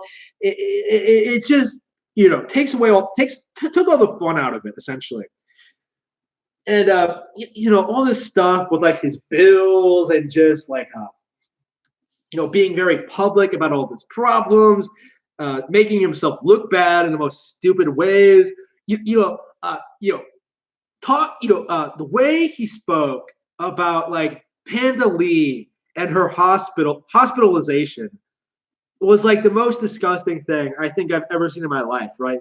Where like your girlfriend is having this problem, right? She had an anxiety attack. We're still not entirely sure why. I suspect it was because like she was considering leaving DSP and she wasn't sure how she was going to do it, and she was panicking about it. She was having this anxiety attack, right? And DSP spent the entire stream talking about like what happened because of that, bitching about how how this inconvenienced him. Like he had to stop the stream. He had to go to Panda Lee. He had to leave the car somewhere. He had to go to the hospital. He had to like wait for 5 hours. He had to like they gave them a bill, like a huge bill for like $1,000, and he got angry about it. Like he had to like he was like going off about how like next time this happens, I'm not gonna let her go. She's gonna stay home. She can get better here. I'm not paying for her health care, right? And like I can't afford that. Like no wonder she fucking left him. Like she left him not long after that. Like I don't think that was exactly the reason why. I think that was like the last straw, right? Because like Panda Lee was showing signs of being miserable for like a long time. Like she was clearly like growing up, compared to Phil, who was like, degrading, honestly. Like Phil was like back in the day, reasonably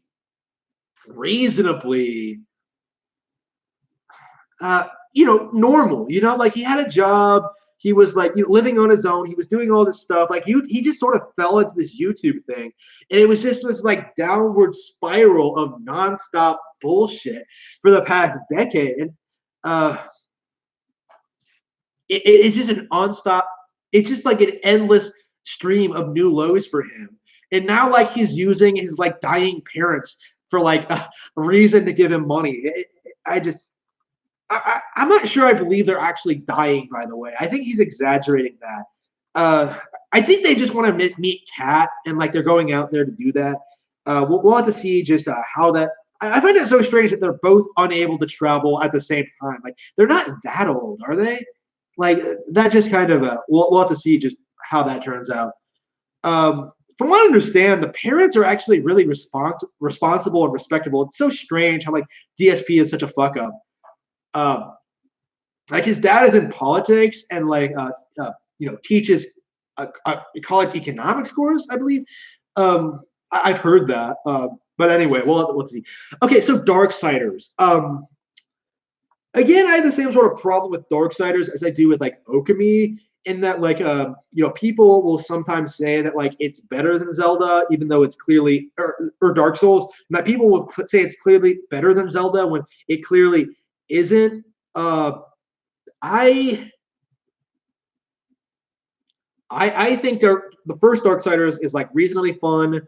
2 has like some things going for it, but it's clearly a step down. And I've never played 3, but when I understand, it's another massive downgrade. Like I think everybody agrees the first one is the best one. And I can kind of see why. It has like an interesting setting. It has like reasonably fun combat. It seems like it seems that really stick out as like its own unique thing. It doesn't feel like a Zelda clone to me. Like it's not perfect, but like I really do enjoy it for what it is. Again, Darksiders 2 was a step down. Like they're both glitchy as fuck. Like I own them both on Wii U. Like I've had them both crash on me like several times, and like that's really annoying. And I think I might have to rebuy them both on Switch if they ever come out. Well, at least the first one. We'll have to see. It's not the best combat, but I can see why people like it. Like it's not terrible or anything, but like I do like the combat. I do like the boss fights. I do like the setting. I do like the puzzles. Like I like the platforming too. Like there's plenty of things to like about them. They're not bad at all. I find them perfectly enjoyable. Like I'm hoping for Darksiders. I'll get Darksiders 3 if it comes out on Switch, but it really should have to begin with. I'm not really sure why it didn't. Like again, it's a low budget game. It should have been developed for Switch to begin with. Like the developers need to stop trying to justify their bullshit. Just put it on Nintendo already. I'm not buying it until it happens. Yeah. I finished the second one. I'm working on the first one. Like I need to get back to the first one actually. I have not finished it. Because the aforementioned crashes. The Wii version is not the best. We'll have to see, what I think when I get back to it. Not a bad idea for a franchise. I think it could be a lot better. I think it has a lot of room for improvement. Like I think it could have been great. It's all right. It's not the best thing ever. It's my opinion. Blaze Blue versus Arms. I love both. I really do. I think going by what I've played, I think I would prefer Blaze Blue. Like, I think the issue I have with Blaze Blue, the reason I won't outright say that is because like the one I've played is Cross Tag Battle, the extremely controversial one with like the DLC and stuff like that. But yeah, I really enjoyed it gameplay wise. I like the aesthetics. I like the mechanics. Probably one of my favorite 2D fighting games ever. I really, really enjoyed my time with it. Arms, yeah, but Blaze Blue has like had several entries to like flesh itself out, establish itself as an IP, and like I'm comparing like a new IP to like an already established one. So I think Arms has plenty of room to grow. So that's why I'm not outright gonna say it's better, but we'll have to see.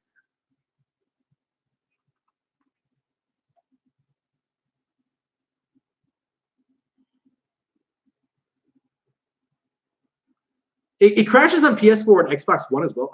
I was not aware of that. Yeah, yeah. So that release was terrible then, all around. Yeah. Yeah, that was like the last Wii U game I got in 2017, I think. Like I got it in May. It came out. It came out around that time, and I got it right away. And I played it, and it kept crashing on me. And I assumed it was the Wii U version. I had not heard that the PS4 and Xbox One version crashes too. Yeah, the development team, the port team, probably did like a terrible job. I think. Uh, yeah, it doesn't crash that often for me. It crashed like where am I now? I think I got past the segment with like the worms.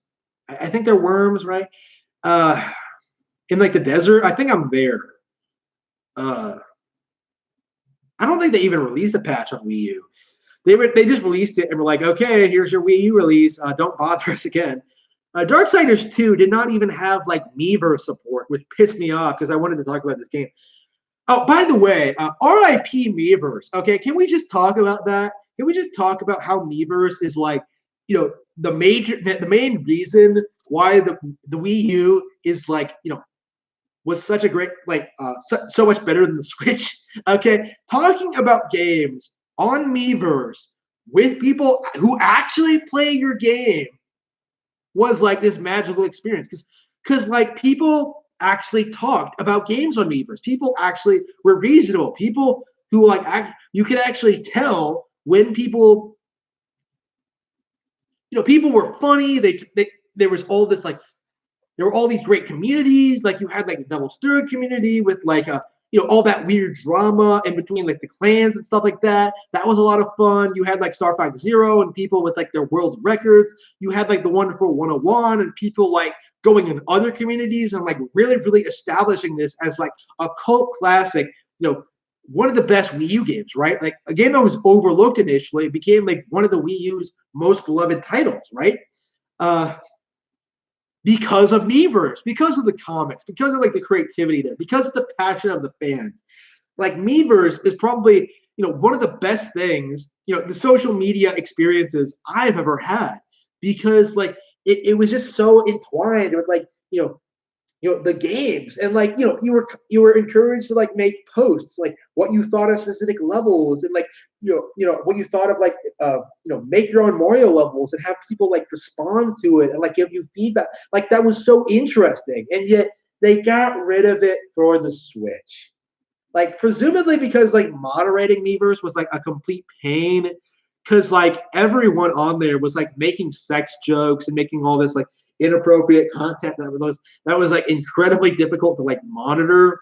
Like you had like pedophiles on there probably. You had people like you had like all these really autistic children on there going off of like how they need GFs and how like their parents hate them stuff like that. Like it's amusing.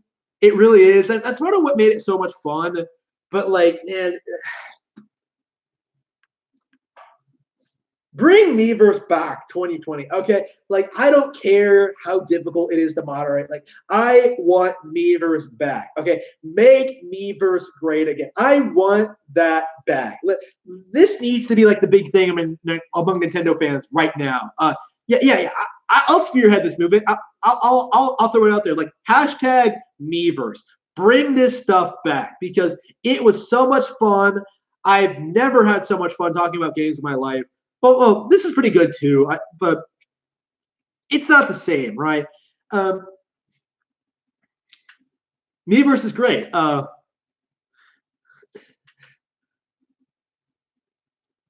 The the DMC Miiverse. Oh, is Miiverse still in? Oh yeah, Splatoon 2. Yeah. Miiverse does continue in Splatoon 2. Like maybe there'll be some games that'll continue into, but like the thing about Miiverse is that, like anyone can talk about any game on it. So that's kind of what made it interesting, and that like every game had its own like niche community. Like it felt like you were talking about people who like had similar experiences to you, basically. Like you didn't have people shit talking other games. You didn't have people like trying to tell you your game was shit. Like you were just talking about like everything that was happening, in the community and stuff like that. It was interesting, right? I deeply miss it, and I hope it does come back. Yeah. So Splatoon 2 is great. I'm not saying it isn't, but yeah, it's not the same. It really isn't. The DMC reboot. I really wanted to talk about this. Like, I really do kind of want to play it because I really am curious to see how bad it actually is. Like, I think I do want to play 4 first just because it came out earlier. Like, I'm not really sure when that's going to happen. Like, it's going to be on my Xbox One probably. I'm going to want like the special edition. That's digital only, and like I'm not going out of my way to like, yeah, I'm gonna buy DMC4 next. So I'm not sure when it's gonna happen. Like I haven't even played Cuphead yet. I haven't even bought that yet, and like I've been wanting to play that since it came out. So it could be a long while before I play the DMC reboot. I kind of want to. Like I really do want to. I want to like compare it to the other games. I want to like really see whether it's as bad as people say it is. Like I don't know, man. Like I don't know what to think about that one because I don't like DMC in general. Like everyone always seems to fixate on like how disrespectful it was to like the overall franchise. But like I don't know, everything I've seen from it, it doesn't look well. It does look bad. I'm not saying it doesn't. Like it looks like bad in that like Western third party dev sort of way.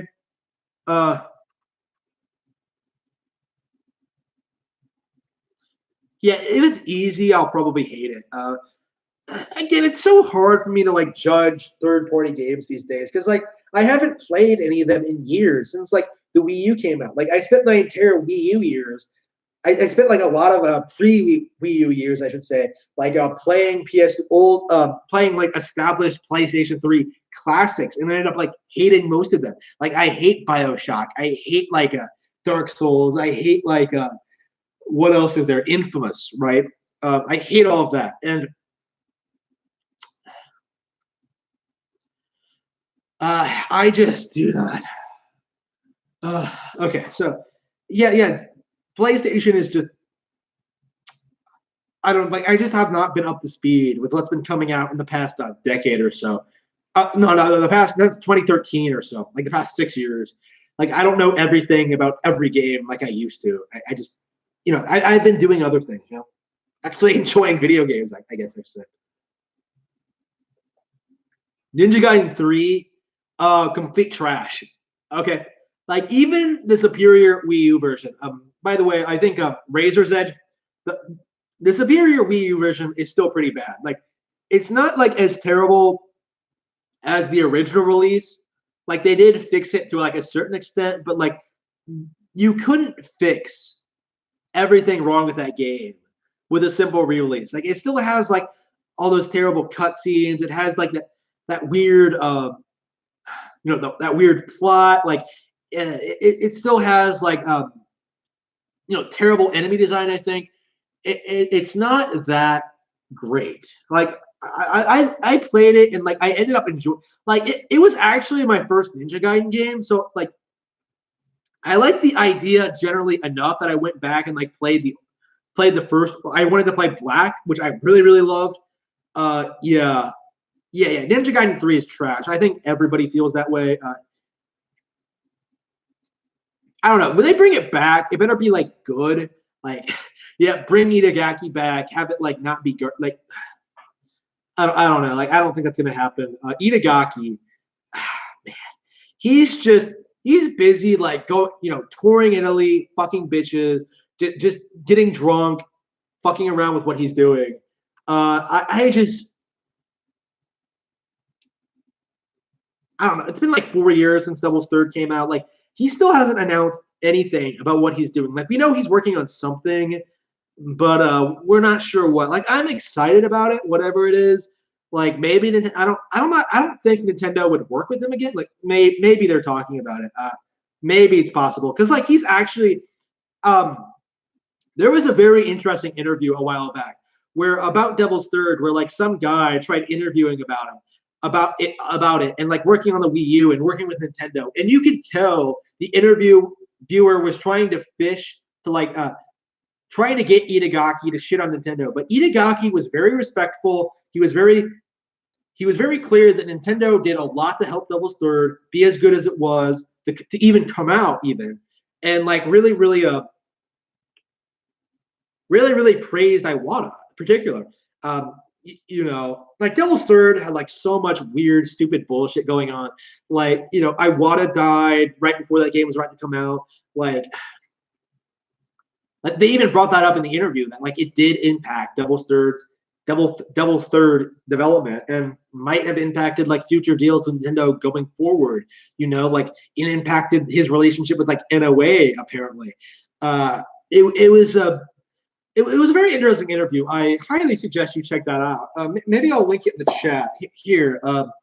Again, Devil's Third is an underappreciated Wii U classic. I am very protective of this game. Devil's Third interview.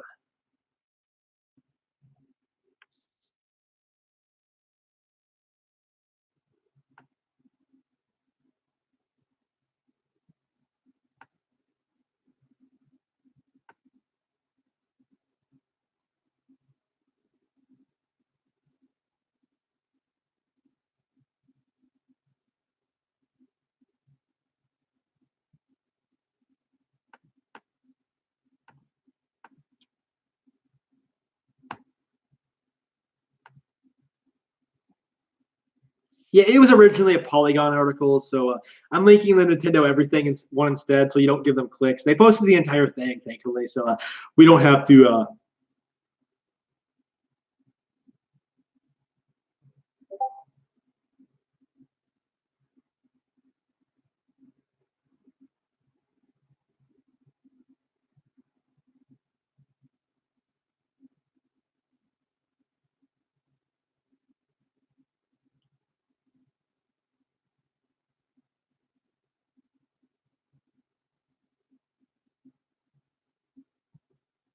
Oh, is this even the right interview? Maybe it's not.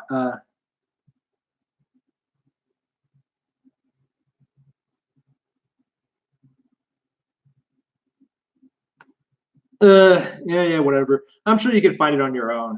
Just a little bit of reading, a little bit of making a. I don't think any PS4 exclusives interest me. Like I wanted to try Bloodborne up until I played Dark Souls again and decided I realized I really don't care for it that much. Like I wanted to try Bloodborne. Maybe I'll do it if like I get a chance to. Um, I am that is the one that like I've traditionally wanted. Like everything else isn't really an exclusive.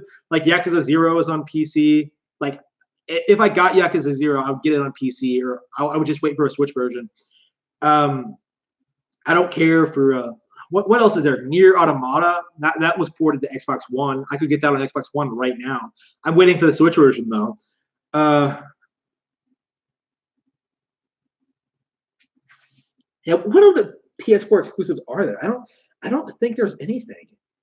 I don't think there's anything. It all just comes off. Everything just seems like more of the same, you know. Uh, Persona, yeah. Well, Persona is pretty much confirmed to be coming to Switch at this point. So it's kind of hard to say Persona. I do like Persona though. Like I need to get back to playing 4 because 4 is my first one, and I really enjoyed it what I played, but like sadly I just sort of fell out of playing it. Like you know how it is. Like when you play as many games as I do, it's hard to like play so many RPGs at once. You could say. Oh yeah, and it's also on PS3. Yeah. I was looking at the PS3 version. Like I was thinking that, like, yeah, if I got it, I would get the PS3 version because, Yeah, why does the PS3 version of those sell? I was shocked that anybody bought that version of the game, but like I've heard that plenty of people did. I'm not sure why.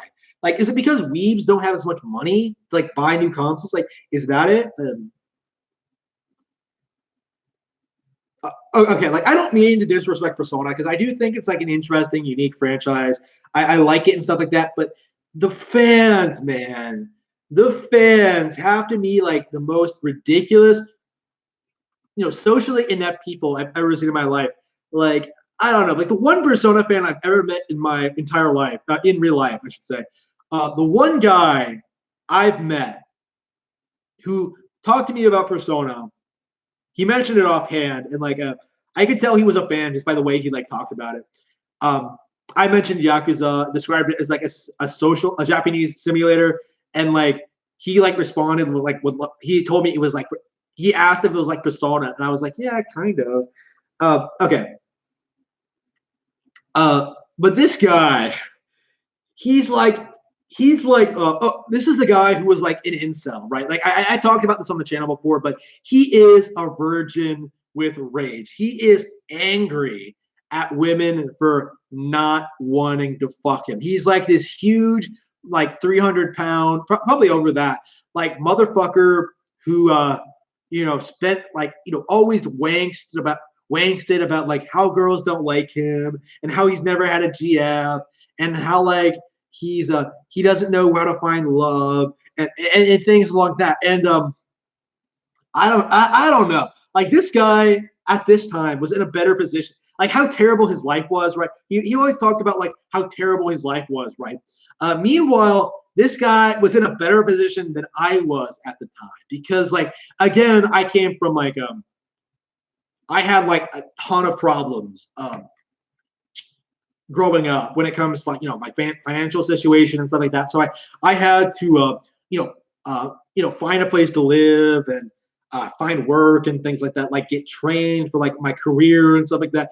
Like he was in a better position than me because like he had a better paying job and like he actually was living on his own at the time and stuff like that. So I was getting to know this guy like he was like friends with the staff where I was working. So like he got a promotion. He had like all this stuff going for him. Like he bought his own car. He was doing all this stuff. And yet he was still miserable because he was a virgin with rage and nobody wanted to fuck him. And one of the girls there, a couple of the girls there actually, were really initially very, very sympathetic towards him, right? They were like, don't worry, buddy. You're going to get pussy someday. You're a great guy. You'll find true love someday. And here's the thing about this. When women do that to you, when they're like around you and like support you and like do all this stuff, when you're an incel, you end up like kind of resenting them for it. And that's kind of what happens. This guy ended up resenting these people because, he wanted to fuck both of them. Well, definitely one. He definitely wanted to fuck one. Not the one I would have expected, but like one all the same. And here's the thing about when I say wanted to fuck someone, I mean he wanted to rape and murder her and then kill himself. So what happened is that he got really drunk, right, one night, and then like he went over to like her brother's house and like started doing all this terrible shit. And like he ended up like quitting the job because like he just couldn't handle it anymore. He just couldn't handle being around these people. And we were just like, well, whatever. That's him for you. That's what he's gonna do. So yeah, he fucking quit, right?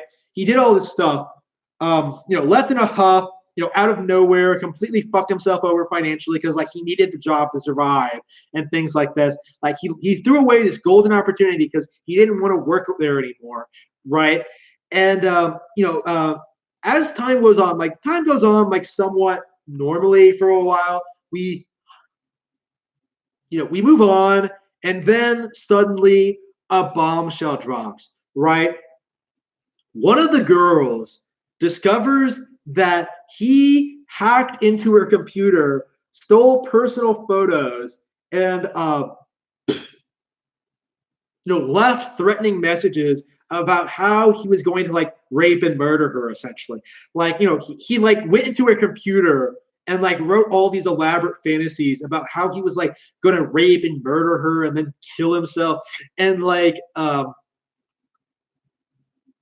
it was just like this big, like, really shocking thing, right? Like, I kind of saw that coming. Like, he like, this is the thing that got to me right away. Like, when I first met him, like this, I met him in like 2015. Like, he reminded me immediately of Elliot Rogers, right? He had that same sort of angst. He had like the same sort of like opinions. Like, he did the same sort of thing, like over and over and over again. Like, he always blamed, like, he always got angry over not getting what he wanted. Like, he always got angry over not getting pussy. And like, he tried to like put it on this facade of like being normal. Like, I think he was like better at like masking how insane he was to other people. And like Elliot tended to like, from what I understand of him, like tended to like clam up and like not talk to women he wanted to fuck. Like, this guy would, but like, he was so needy and so like inconsiderate of others' feelings. Like, people would be like put off by him and not interested in him.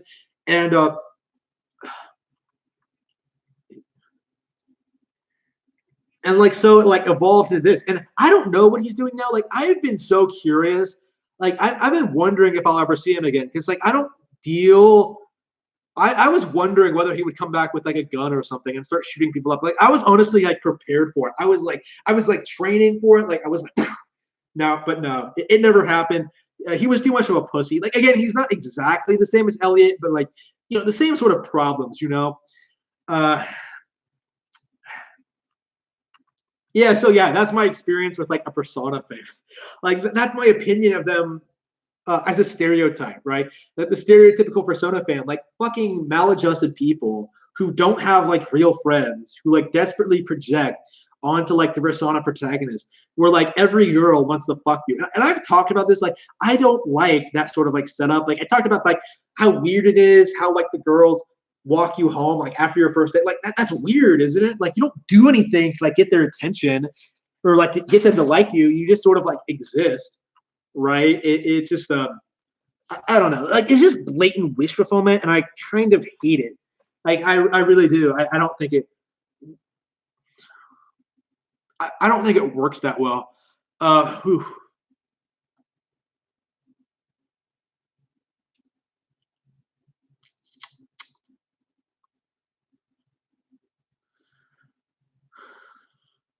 Young Defiant. I think I have, but I don't know anything about that person.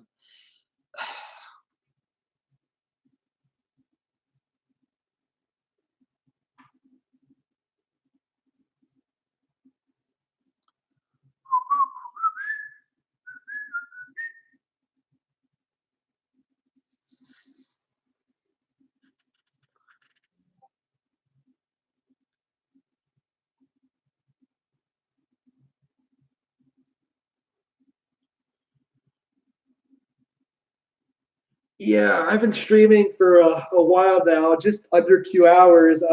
I think I'm about ready to call it quits. I have things I want to do tonight, and get back to gaming later on in the evening. So I think that's it for today. Yeah, had a lot of fun talking to you guys. It's always a blast. We'll have to see what the next stream is going to be. Like, we set up a Star Fox stream with Lila Ace, and we're going to be doing that next Friday, and that's going to be interesting. And we'll just have to see just how that turns out and what we talk about. I'm planning. I'm not sure if I'll be able to do it because I'm going to be like busy all of next week, like working 7 days. I'm hoping to finish Star Fox 64 and Star Fox Zero again before we have that conversation. I'm not sure how that's if that's likely, if I'm going to have the time, but we'll have to see just how that turns out. Yeah. So Star Fox stream next Friday at the usual time. Tune in for that. It's going to be great. We'll probably be talking about like the history of the franchise. Lots of fun.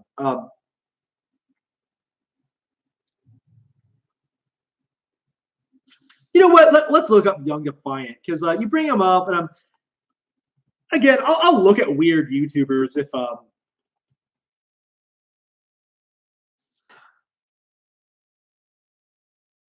he has a Griffith. He has a Griffith avatar. I'm sure this will turn well. Young Defiant buys a Nintendo Switch. I'm sure I'll love this video.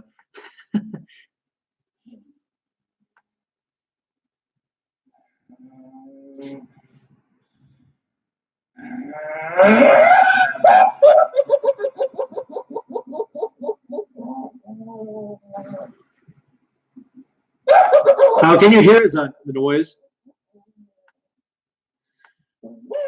I'll definitely have to learn how to project it. Young Defiant, aka the king of gaming, the king of YouTube, the realest gamer on the internet, the 100% fact spinner, the one who's better than you in every way, has returned to once again deliver the facts, has once again returned to deliver the greatness. And I know the greatness. I can already hear the footsteps from people running over to this video. I can already hear the keyboards clicking and clacking. I can already hear the people making fun of you on stream, trying to call me up, but come on, and be like, come on. But you said, you said, I mean, but like, come on, you said the only Uber will buy Switch. You said that if you buy Switch, you get in. You said Nintendo Star. You said, but you said, and it's like, come on, man.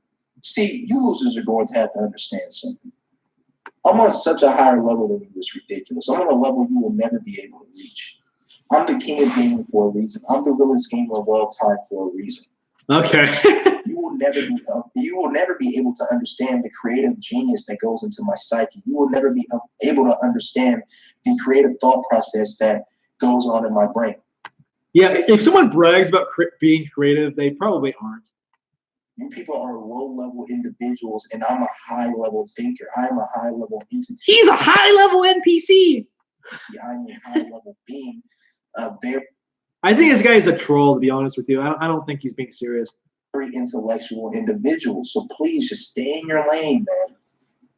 Because if you try to understand the greatness that goes into my brain, it's going to overheat your brain. You will never be. I love how he doesn't actually talk about the Switch, by the way. He's just talking about how cool he is. But see, you also have to understand when I say only idiots will buy something, I'm talking about you. If Griffith was a YouTuber, is this what he would be like? Would he be like shitposting nonstop to try and like become like the top YouTuber to have his own channel? Is that what Griffith would do? Losers, not me. I'm one of the greatest to ever do it. And what I say does not apply to me. It applies to you. How dare you try to bring me down to your level and think what I say also applies to me? It applies to you, and that's it. I can make a game. I can make a video saying this game sucks, and then the next day go out and buy that game and say I love it. I'm great like that. You people will never be on my level. And the crazy part is, I thought Young Defiant was a troll. Yeah. And you see, left and right, I'm receiving comments. Don't take Young Defiant seriously. He's a troll. Don't listen to what Young Defiant says. He's nothing but a troll. So last time I checked, I thought trolls were full of shit. Like they were not supposed to be taken seriously. What is he talking about? You're supposed to listen to what a troll has to say, but now you're trying to listen to what I have to say, trying to go on this video and say, but you said in this video, but you said in that video. Yeah, this is kind of boring. I don't really care for it. Yeah, this is kind of boring, to be honest with you. It's just him talking about, like, who cares what your comment section thinks? Like, shit. Okay, that's what his channel. Devil May Cry 5 sucks. Well, we actually agree on something. Kingdom Hearts 3 sucks. Anime recommendations. Want to look at their anime recommendations? One Piece sucks, right?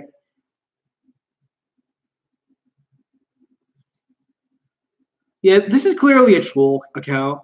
Like just by looking at it, I can sort of see. I just want to tell. Obviously, it's not even like a good troll. My favorite troll account is probably Mario the Plumber. because like he does so much to well he did so much to like try and like raise the bar when it comes to trolling. Like his Rosalina thing was so well done that it went viral. You know, like Mario Plumber, if you're not aware, is the guy who like bought a whole box of Rosalinas and then said that like it was because he didn't want anybody else to have them. Oh, should we look at like the Review Tech USA video about that? It was like a troll, but like it made the news. Oh, did he delete it?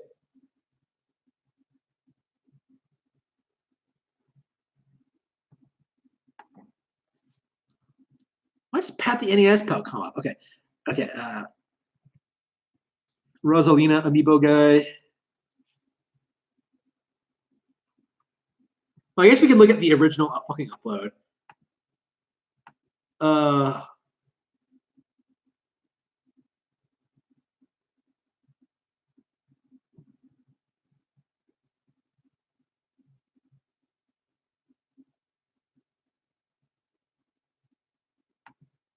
Okay, I'm gonna fucking talk about fucking amiibos and how to fucking make fucking. Yeah, see, clearly a troll. First things fucking first. You gotta own fucking Marth, Fit Trader, and fucking Villager in the first place to make some fucking good fucking money. Which I own fucking over 10 of each. And if you faggots don't have it and you're clamoring about wanting to get them and shit, and you're like, oh, fuck these fucking scalpers, they're fucking selling it for fucking too much. Well, damn, this really happened in 2014. Wow, that was such a long time ago. Splatoon is hentai, Rosalina, everything Nintendo. Yeah. Mario the Plumber will do stuff like that. He'll like say everything is hentai. He has that like ridiculous hatred for like female characters. It was like really, really funny at one point. Like he still uploads, but like I don't think it's been as memorable lately. I think he's kind of running out of steam. Too fucking bad. I'm not gonna sell it for fucking retail price, even though I paid that. I'll sell you it if you pay like 20 times what I paid, because I'm not fucking selling this fucking shit, because I know fucking faggots like you that fucking like fucking hentai and shit will pay like top dollar for this when this shit goes fucking ultra fucking rare. Now fucking Amiibo with Nintendo's fucking fluke somehow got fucking popular where they're making lots of money off this fucking shit. And people are going around looking for this fucking choice. Don't believe. Yes. I do indeed have a Let's Play streaming device on my Amazon. It is going to be my next major purchase. I am planning on streaming Ukulele. I want to show that off on stream and see how good it is. I think that would be a good first stream game for me. We'll have to see when that happens. I'm hoping about mid-April. I should be able to like make that purchase, and we'll see. We'll see how that happens. Believe me, I'll show you fucking pictures when I fucking get them in my house. You fucking fags. But overall, this success and smarts and all of this Amiibos.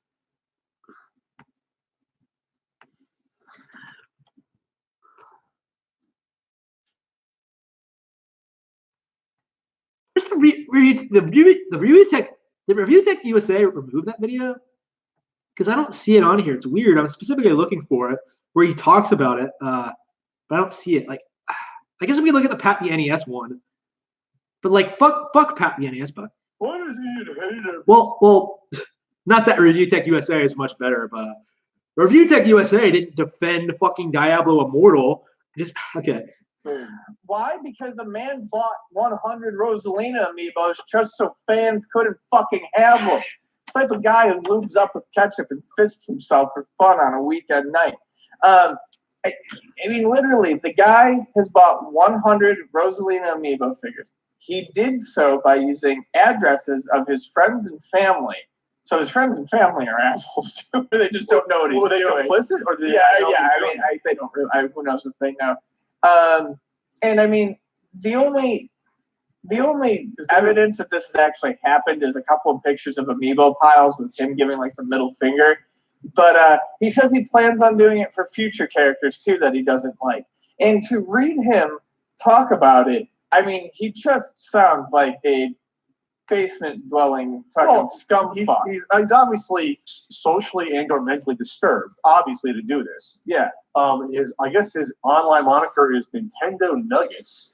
It's Daily Dose and Mario to Plumber. Oh, Nintendo Nuggets is where they interviewed him. Yes. Daily Dose and Mario the Plumber are his online. He says, and I quote, "I do not appreciate Rosalina appearing in almost every recent Mario game to date. The fact Nintendo promotes her so much and people praise her is just disgusting," he said.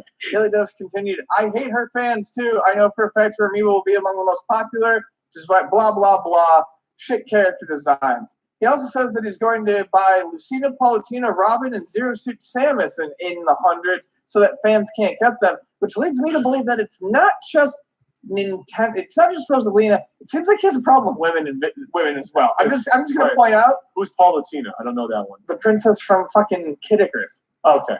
I mean, Okay, so yeah, that's Mario the Plumber. He hasn't been newsworthy in a long time because, like, again, he had to admit he was a troll because there was just so much backlash towards that. Like, it was just such a ridiculous incident. Yeah, legitimately funny though. Like, there are times where he's made me laugh. Like, you know, all this, like, yeah, he comes off like a parody of Pretendos, you know, or like he always acts like the new Nintendo IPs are garbage. How like Nintendo isn't as good as it used to be. Things like that. It's hilarious. My favorite 3D platformers? I've played so many, I have no idea. I would have to say, like, probably Banjo-Kazooie is probably the big one.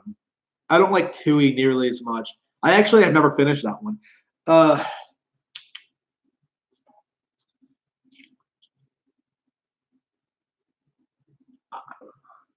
Yeah, I can't think of anything that I like nearly as much as Banjo-Kazooie. Like, I don't think the Mario games are as good. I don't think that, like, any of the PlayStation platformers are as good.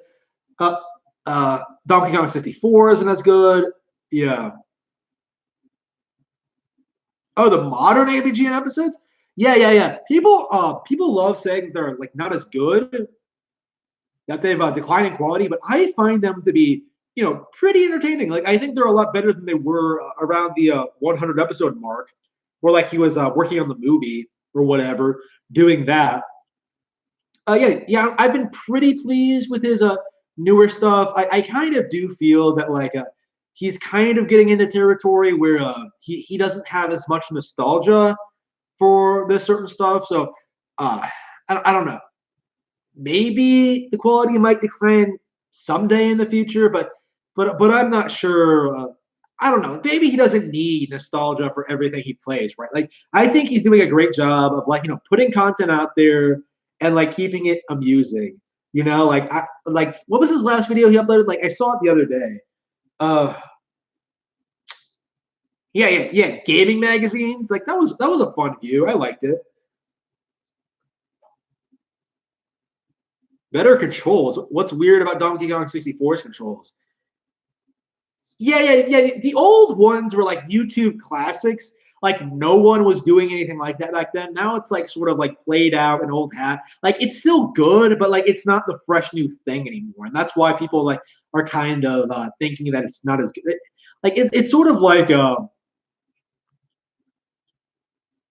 what people might think about like some other sort of like long running franchise, you know? Like, I'm thinking like how people felt about like the Peanuts comic, right? Because it was running for like 50 years. People were like insistent on like it was getting worse as time went on, but like what really happened is that like people started, you know, imitating it and like doing, you know, just as making comics that were just as good, if not better. Like Calvin and Hobbes creator Bill Watterson was like super adamant about this. Like he's actually the reason I brought that up. So yeah, there's nothing wrong with AVGN. Now, Cinemassacre as a whole, that's another story. Like, I'm starting to feel that like there's sort of this problem there when it comes to like no, well, maybe not a problem. Maybe that's going a bit too far. I don't know. James and Mike Mondays. streaming games all the time. I don't know. Like it just feels like they're not having fun with it anymore. If you're not having fun with it anymore, like stop doing it. It just feels like it's falling into that trap that a lot of streamers do, where they make a lot of money off of streaming and like have to keep decide to keep doing it like regularly, and then like they start losing like the drive to do it. Like having to play a game every day is kind of feels like work. It just kind of it just feels kind of disappointing in that regard. Yeah, because I don't know, like there were times where I really liked James and Mike Mondays. Like I like both. Like there's nothing wrong with them as people, but yeah, when you're like forcing like this environment, like it just does not quite work. Like it does not have the charm that like a Let's Play should have. And like I think when you're in that situation, you need to like take a step back and say, yes, we need to stop live streaming. We need to stop playing games for a job. Like we need to like just stick with like do something else. Stick with like the awesome, because the movie reviews are great. I'm really enjoying that. I'm really interested in seeing like Big Trouble in Little China now, for example. Maybe getting into Star Trek because of them. That's interesting. That's the kind of content I'm invested in, stuff like I want to see more of from them.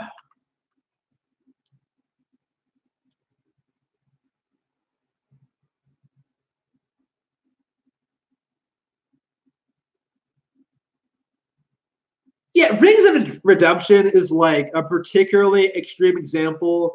Like I think Medicare put it really, really well. Is that like Wings of Redemption is like these guys is what will happen if these guys keep going along the path they're doing, or just the sort of person who only does gameplay footage. Like Wings did not evolve. He did not change. He did not like do improve his life because like he's someone who came from like a really low income background who like struck it gold on YouTube. Like it was life changing for him, and yet somehow like he still squandered it like so many other YouTubers because like he just did not have he just did not use his money wisely. He did not listen to the people around him because I have no doubt that like those guys like he did the podcast with were like really really supportive of it and like really really care about him and like wanted him to do well. You have that one guy who invited him over to his fucking house for a month and then physically trained him to like lose 40 pounds or whatever. Like that was incredible, an incredible thing to do, and yet somehow Wings fucked all that up. Very, very frustrating. I cannot imagine what it would be like to be friends with someone like Wings. It's just.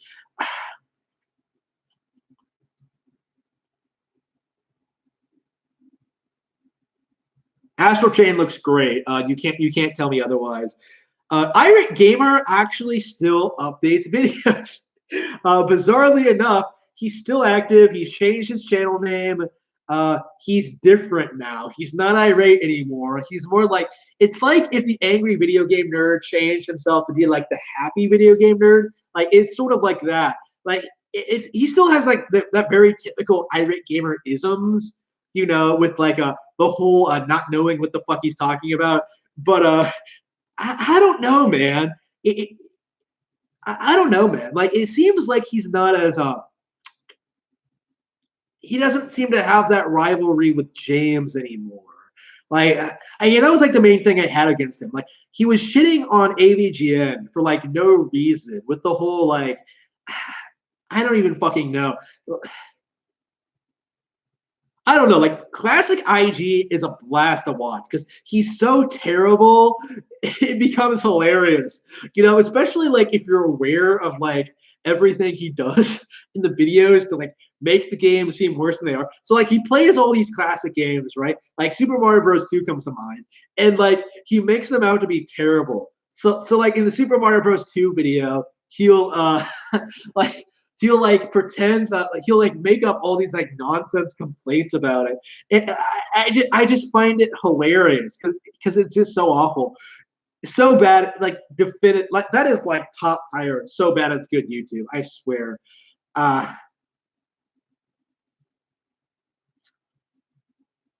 Yeah. Pat, man, I don't know what the fuck is up with Pat. Like I remember liking him back in the day because like he was on AVGN, right? Like he can't be that bad, right? But like after the Diablo, like it's been like a steady downhill spiral with him and his like terrible podcast, with him like talking about shit he doesn't know have the slightest clue about. It's just so frustrating. It's really difficult to like support him. Another debate. I was actually going to sign off soon because like I've been streaming for a couple of hours. You're late, buddy. What do you want to debate about, huh? I'll consider it if it's like something interesting. Like if you just want to, come after me again. No, I'm not going to do that. But if you want to argue about Platinum versus Devil May Cry, I would be more than happy to call you out on your shit. Because Devil May Cry is for casuals. It is for people who have not ever, not even touched other action games. Okay.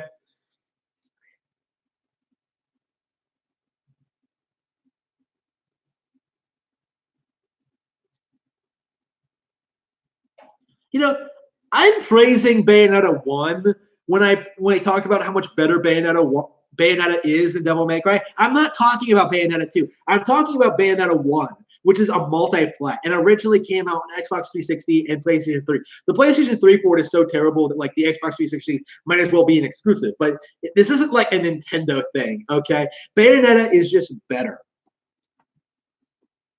Oh yeah. Bayonetta 1 destroys all these other games because like that game has like what 60 hours worth of content, and I played through that game like twice. Classic fucking action game. Iconic. I've known people who have put like 600 hours into that shit. It's so good. Fedora tipping, edgy nerds. yeah. I don't know. Fedora tipping, like edgy. I don't know. I've never seen DMC being edgy. Like I don't know. It's just people who I would say it's like hardcore, right? People who want to pretend they're like hard.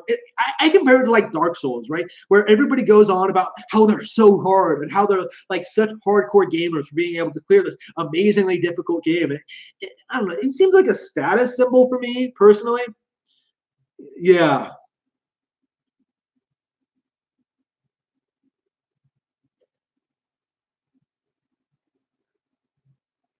Door tipping, edgy nerds. I wouldn't call Bayonetta 2 outright cancer. It's just not as good as the original. Uh,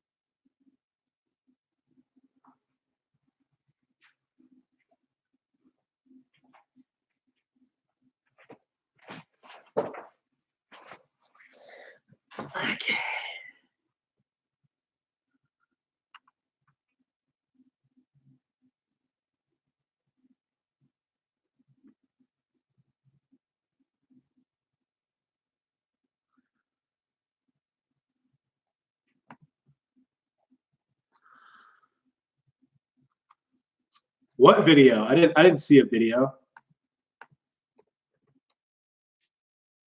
See, so how do we do can I transition to Hangouts on air?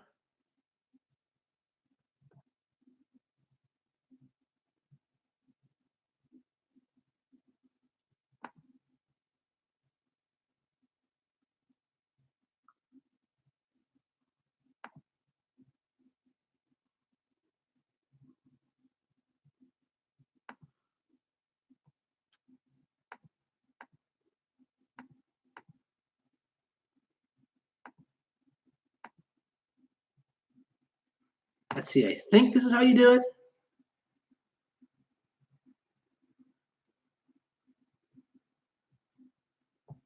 Let's see, does that work?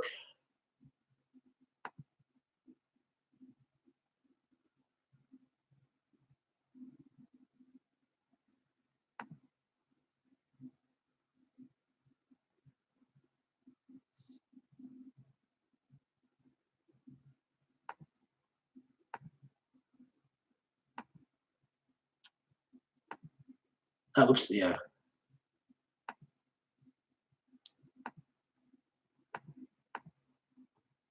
Hang on. Canceled the Spoonie movie. No, that never even entered production. Okay, that isn't even being worked on. Spoonie is a complete hack. Okay, fuck Spoonie.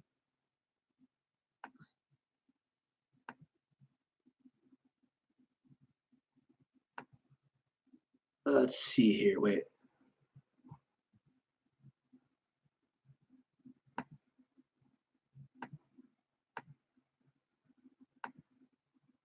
Did I post the right link? Yeah. I'm uncomfortable with the sponsored stuff, usually. Like, a lot of that stuff, like making money on the internet, like, I don't know, that seems kind of shady to me. I'm kind of interested in getting a VPN because I don't like Google watching everything I fucking do. But other than that,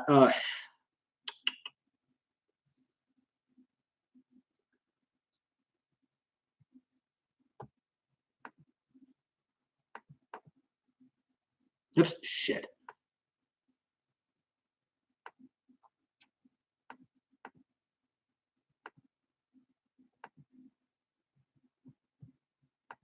Okay, so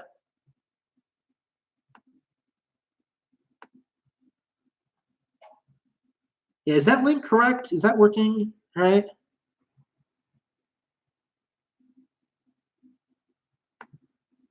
Yeah, it seems to be it. Okay, so I just gotta.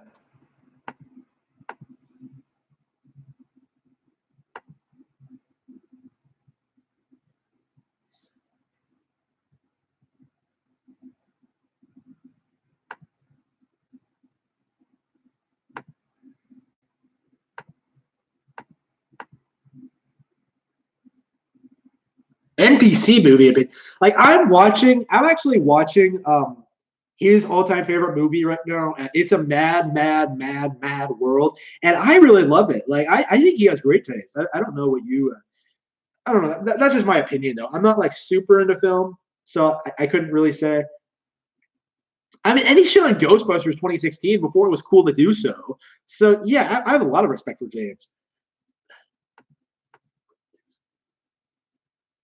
Yeah. James was able to shit on Ghostbusters 2016 without making it political at all. So I have a lot of respect for him for doing that.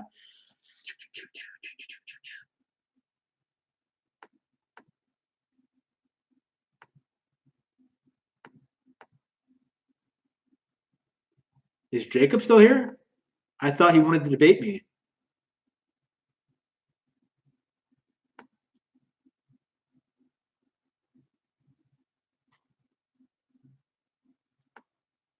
Can I message him the link directly?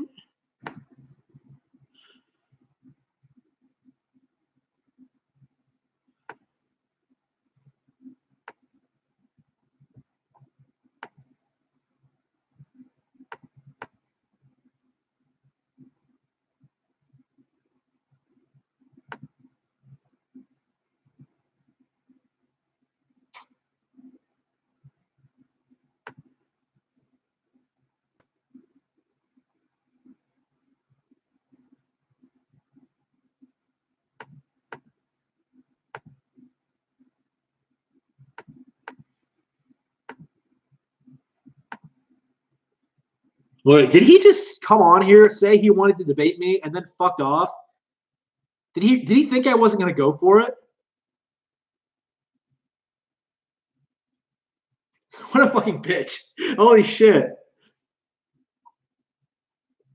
I know this is probably the exact same thing that happened to me and no, I never said that I wanted to debate BGL though. Like I just went on his stream, made fun of him, and left. And then he started screaming at me about how he wanted to debate me. Just, okay, yeah.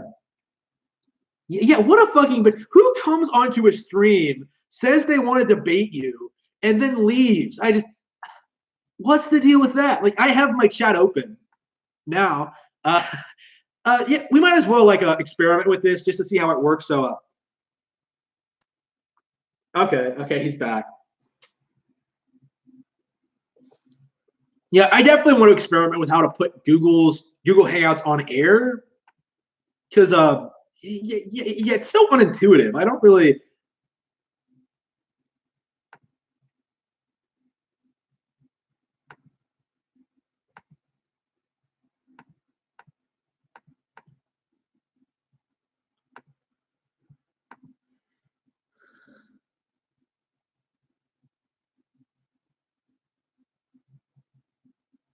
Zoink, Scoob.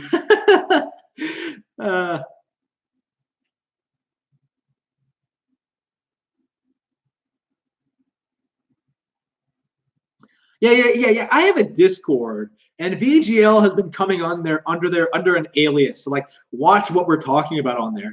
It's so bizarre. It's the most paper thin disguise too. It's just ridiculous.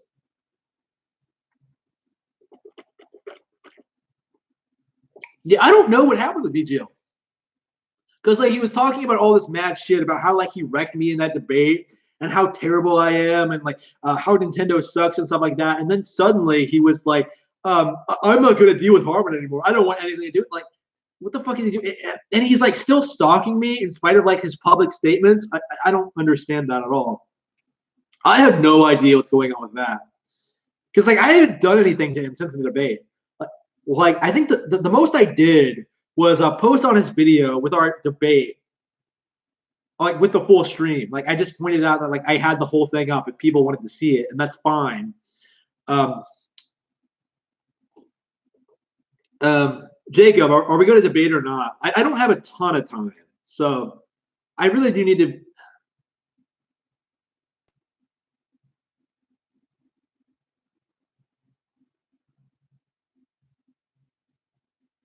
Yeah, honestly, will you be available to do it again tonight? I probably should be going now, and then I guess we could schedule it around like 11ish, if that's okay with you.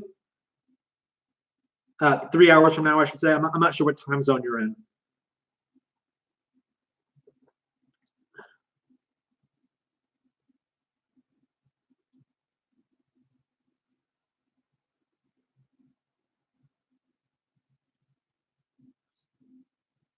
I don't know. Like, I think a lot of the thing with VGL and the thing with a lot of like Pretendo, Sony ponies, like a Console Warrior Extremist, is that they put a lot of stock and value into like their favorite consoles, right? Like they take a lot of pride in the fact that they support the best video game console. It sounds kind of ridiculous, but like considering how these people like have this tendency to go after everything that like they don't perceive as being as cool or as popular as their favorite things, like how that is. That's how I think. I think that's the justification for it. Like it's not just him. Like tons of PlayStation-centric YouTubers are like that. Like it's a problem we've been seeing for years, and I think most Nintendo fans, in comparison, will just sort of like not really get involved with it. Like they'll just make their content, they'll like do whatever, they'll just stick to their own streams, not really interact with it. They won't like fight back the way I do. So I think that's why I'm such like a big target for these people. Is that like I'll actually like criticize them and call them out on their shit.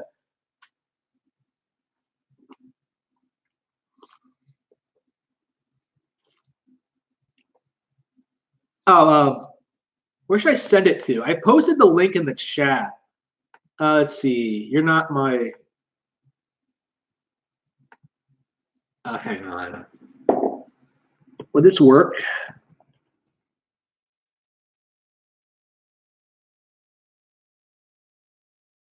do you add people on? Okay, conversations, phone calls. Let's see.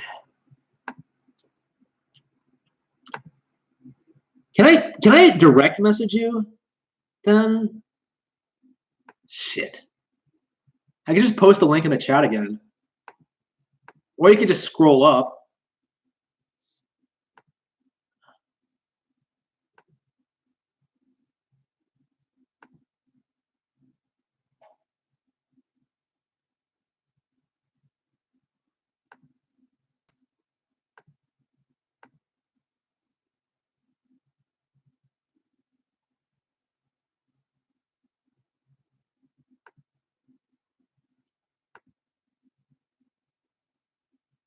Yeah, I don't know why you're not on here because we were talking on the last one.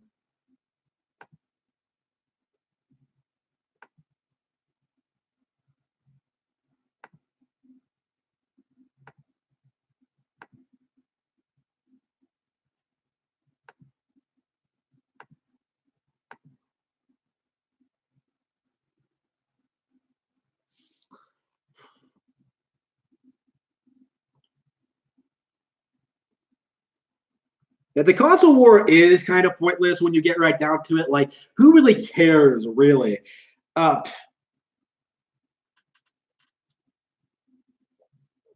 Especially between like nearly identical platforms like the Xbox and PlayStation. Anyway, like it's just so bizarre to me. What am I looking for? Where should it be? My email?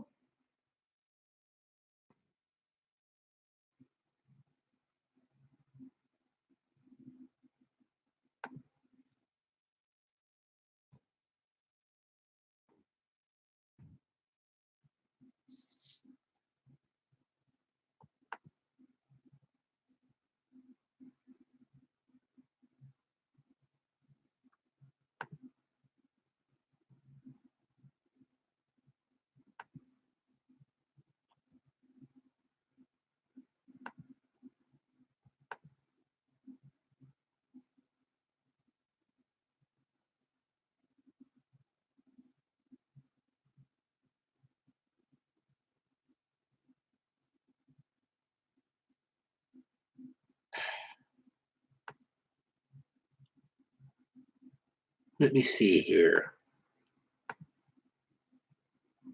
Is there no way you can direct message it to me on stream? Because I don't really want to give you my email address.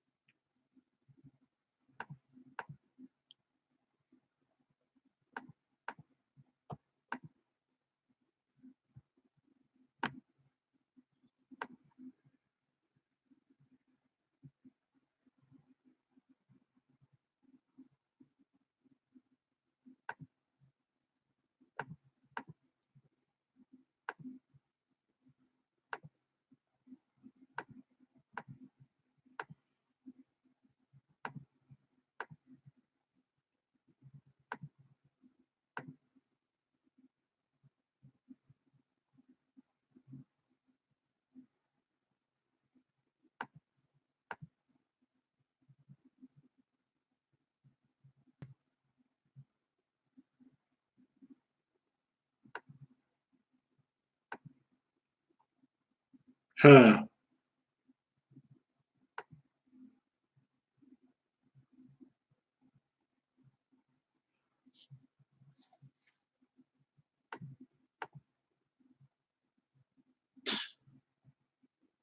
Oh boy, VGL. We got to deal with VGL again. That'll be fun, huh? I really do have things to do. This is taking too long, though. I really don't think.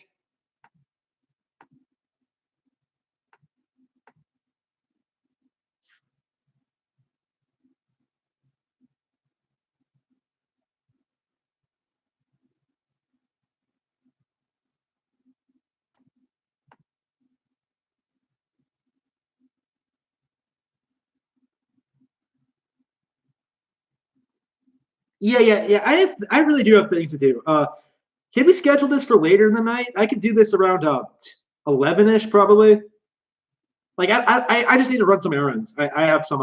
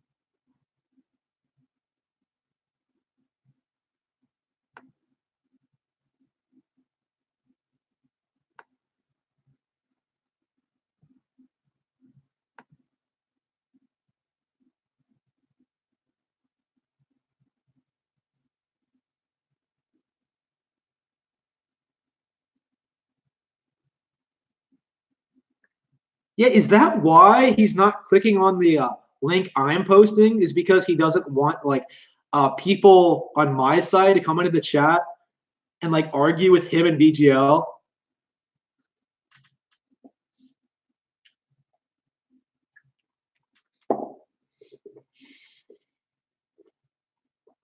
Like I don't understand why he's not coming on. Like why does he want it on his stream?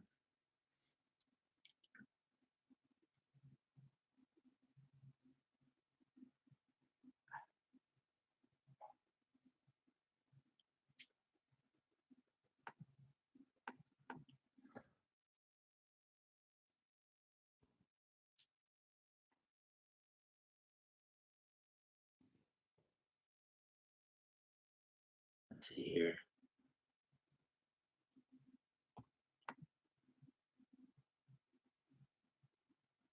Okay, so can anybody tell me how to live stream Google Hangouts? Because I can't seem to figure it out. Like I have the app open and like it just does it go to my channel or do I have to like link you guys to it so you can watch it? How does that work?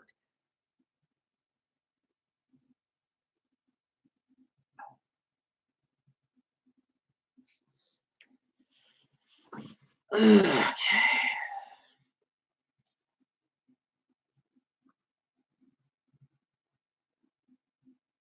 Yeah, I know they cut it out. I know they cut like the end bit out with the whole like getting hacked thing, but did they edit it? I didn't watch their version of it.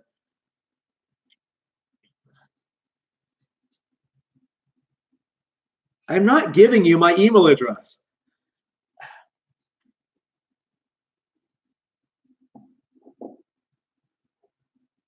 Yeah. I want a live chat. I want it to be on Google Hangouts. I want you guys to like see them while they're talking. Yeah, that's very important to me.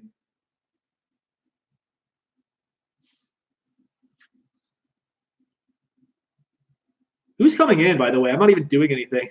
I'm planning on leaving. Uh,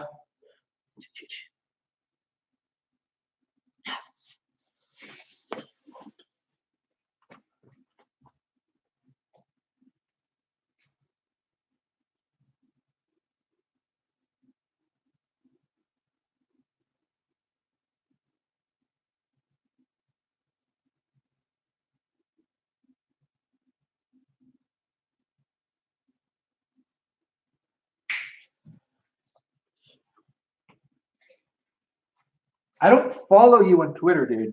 Let's see here. Let's see.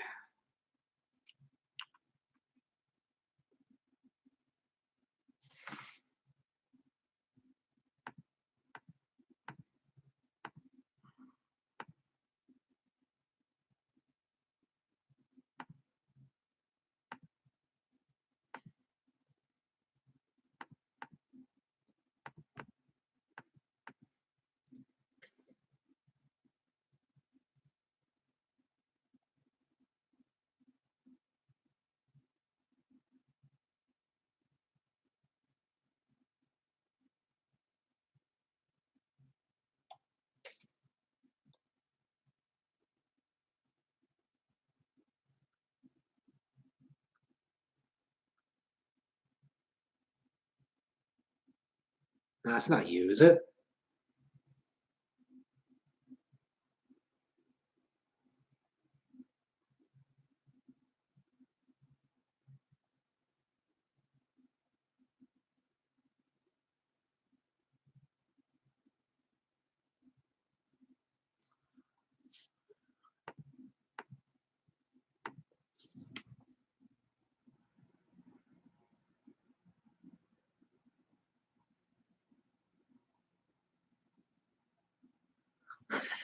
Scooby snacks. Is that what he's doing? Get a whole bunch of Scooby snacks?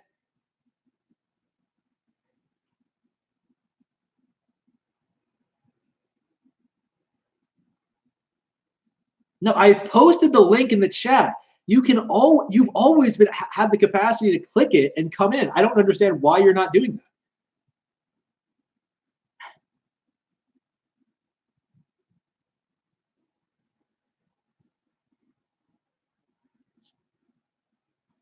What? Do you want me to post it again? Like, come on. Okay.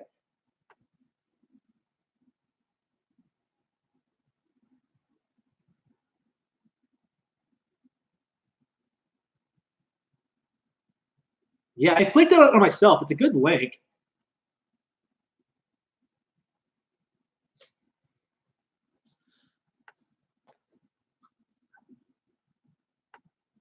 Yeah, backup. Yeah, he's probably getting VGL. He's probably getting like Shaolin Star. He's probably getting like I don't know, all those other people, weird ass people who cover my content. Like, are you gonna get Sparky, the guy who made like an entire documentary on how I'm like the worst YouTuber ever?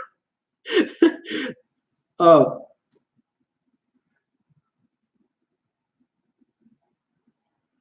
Yeah. Okay, I'll give you until 11. I really need to be going. Okay, I've been streaming for like 3 hours. I really should have been done by like the first hour. Okay, I didn't even talk about like my actual topic all that much. I was just going through all this stuff.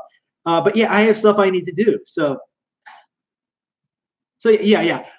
3 hours. Give me 3 hours. I'll come on and debate you. Like we'll figure out this Google Hangout on Air thing. I want the chat up.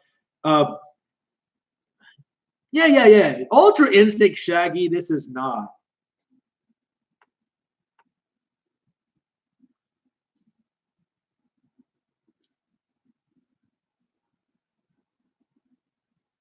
I mean, you can come on. I don't really give a shit. Like, let me talk to someone and we can try to figure out. Yeah. Click on the link and you can come on.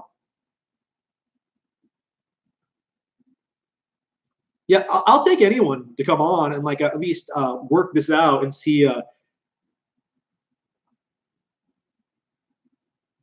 Oh, can you not see the link I'm posting in the chat?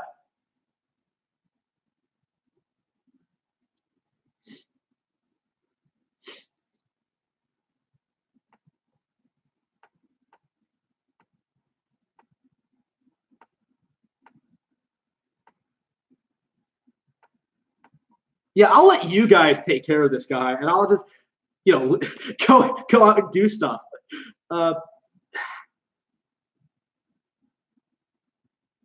Yeah, that's fine. That's understandable. Twitter. But did you send it to me?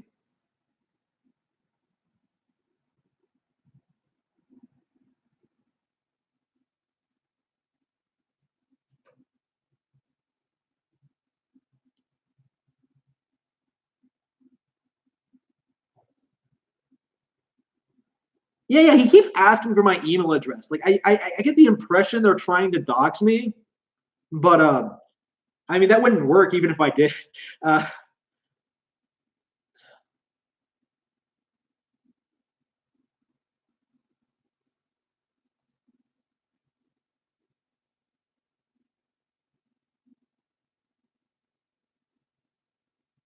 wow, Donald Trump made an amazing tweet.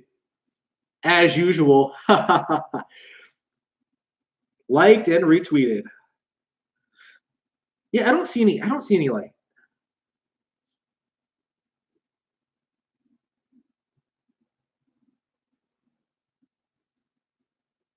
Yep. Yeah, 11. Yeah, I can't put this off anymore. I'm sorry. It's taking you like half an hour to figure this out. Like, come on, it's not that hard. Okay, yeah, I gotta go. I'll schedule this for 11. We'll try to get this set up. I'll try to schedule it. We'll see. We'll see just how this turns out. At 11, I'm sure our viewers will want to see this eventually. Yeah. I'll talk to you guys again. Since you came in and asked, I'll do it. I don't care. I just can't do it now. Okay, I need to be going. I need to be doing stuff. Groceries, things like that. Okay, so I'll be scheduling the live stream for later tonight, and we can work it out then. We can talk then and go live and really hash this out. Okay. Let's do this. Okay. I want it to happen. Let's see how it turns out. I'll see you then, but for now, I got to be going. For now, see you later.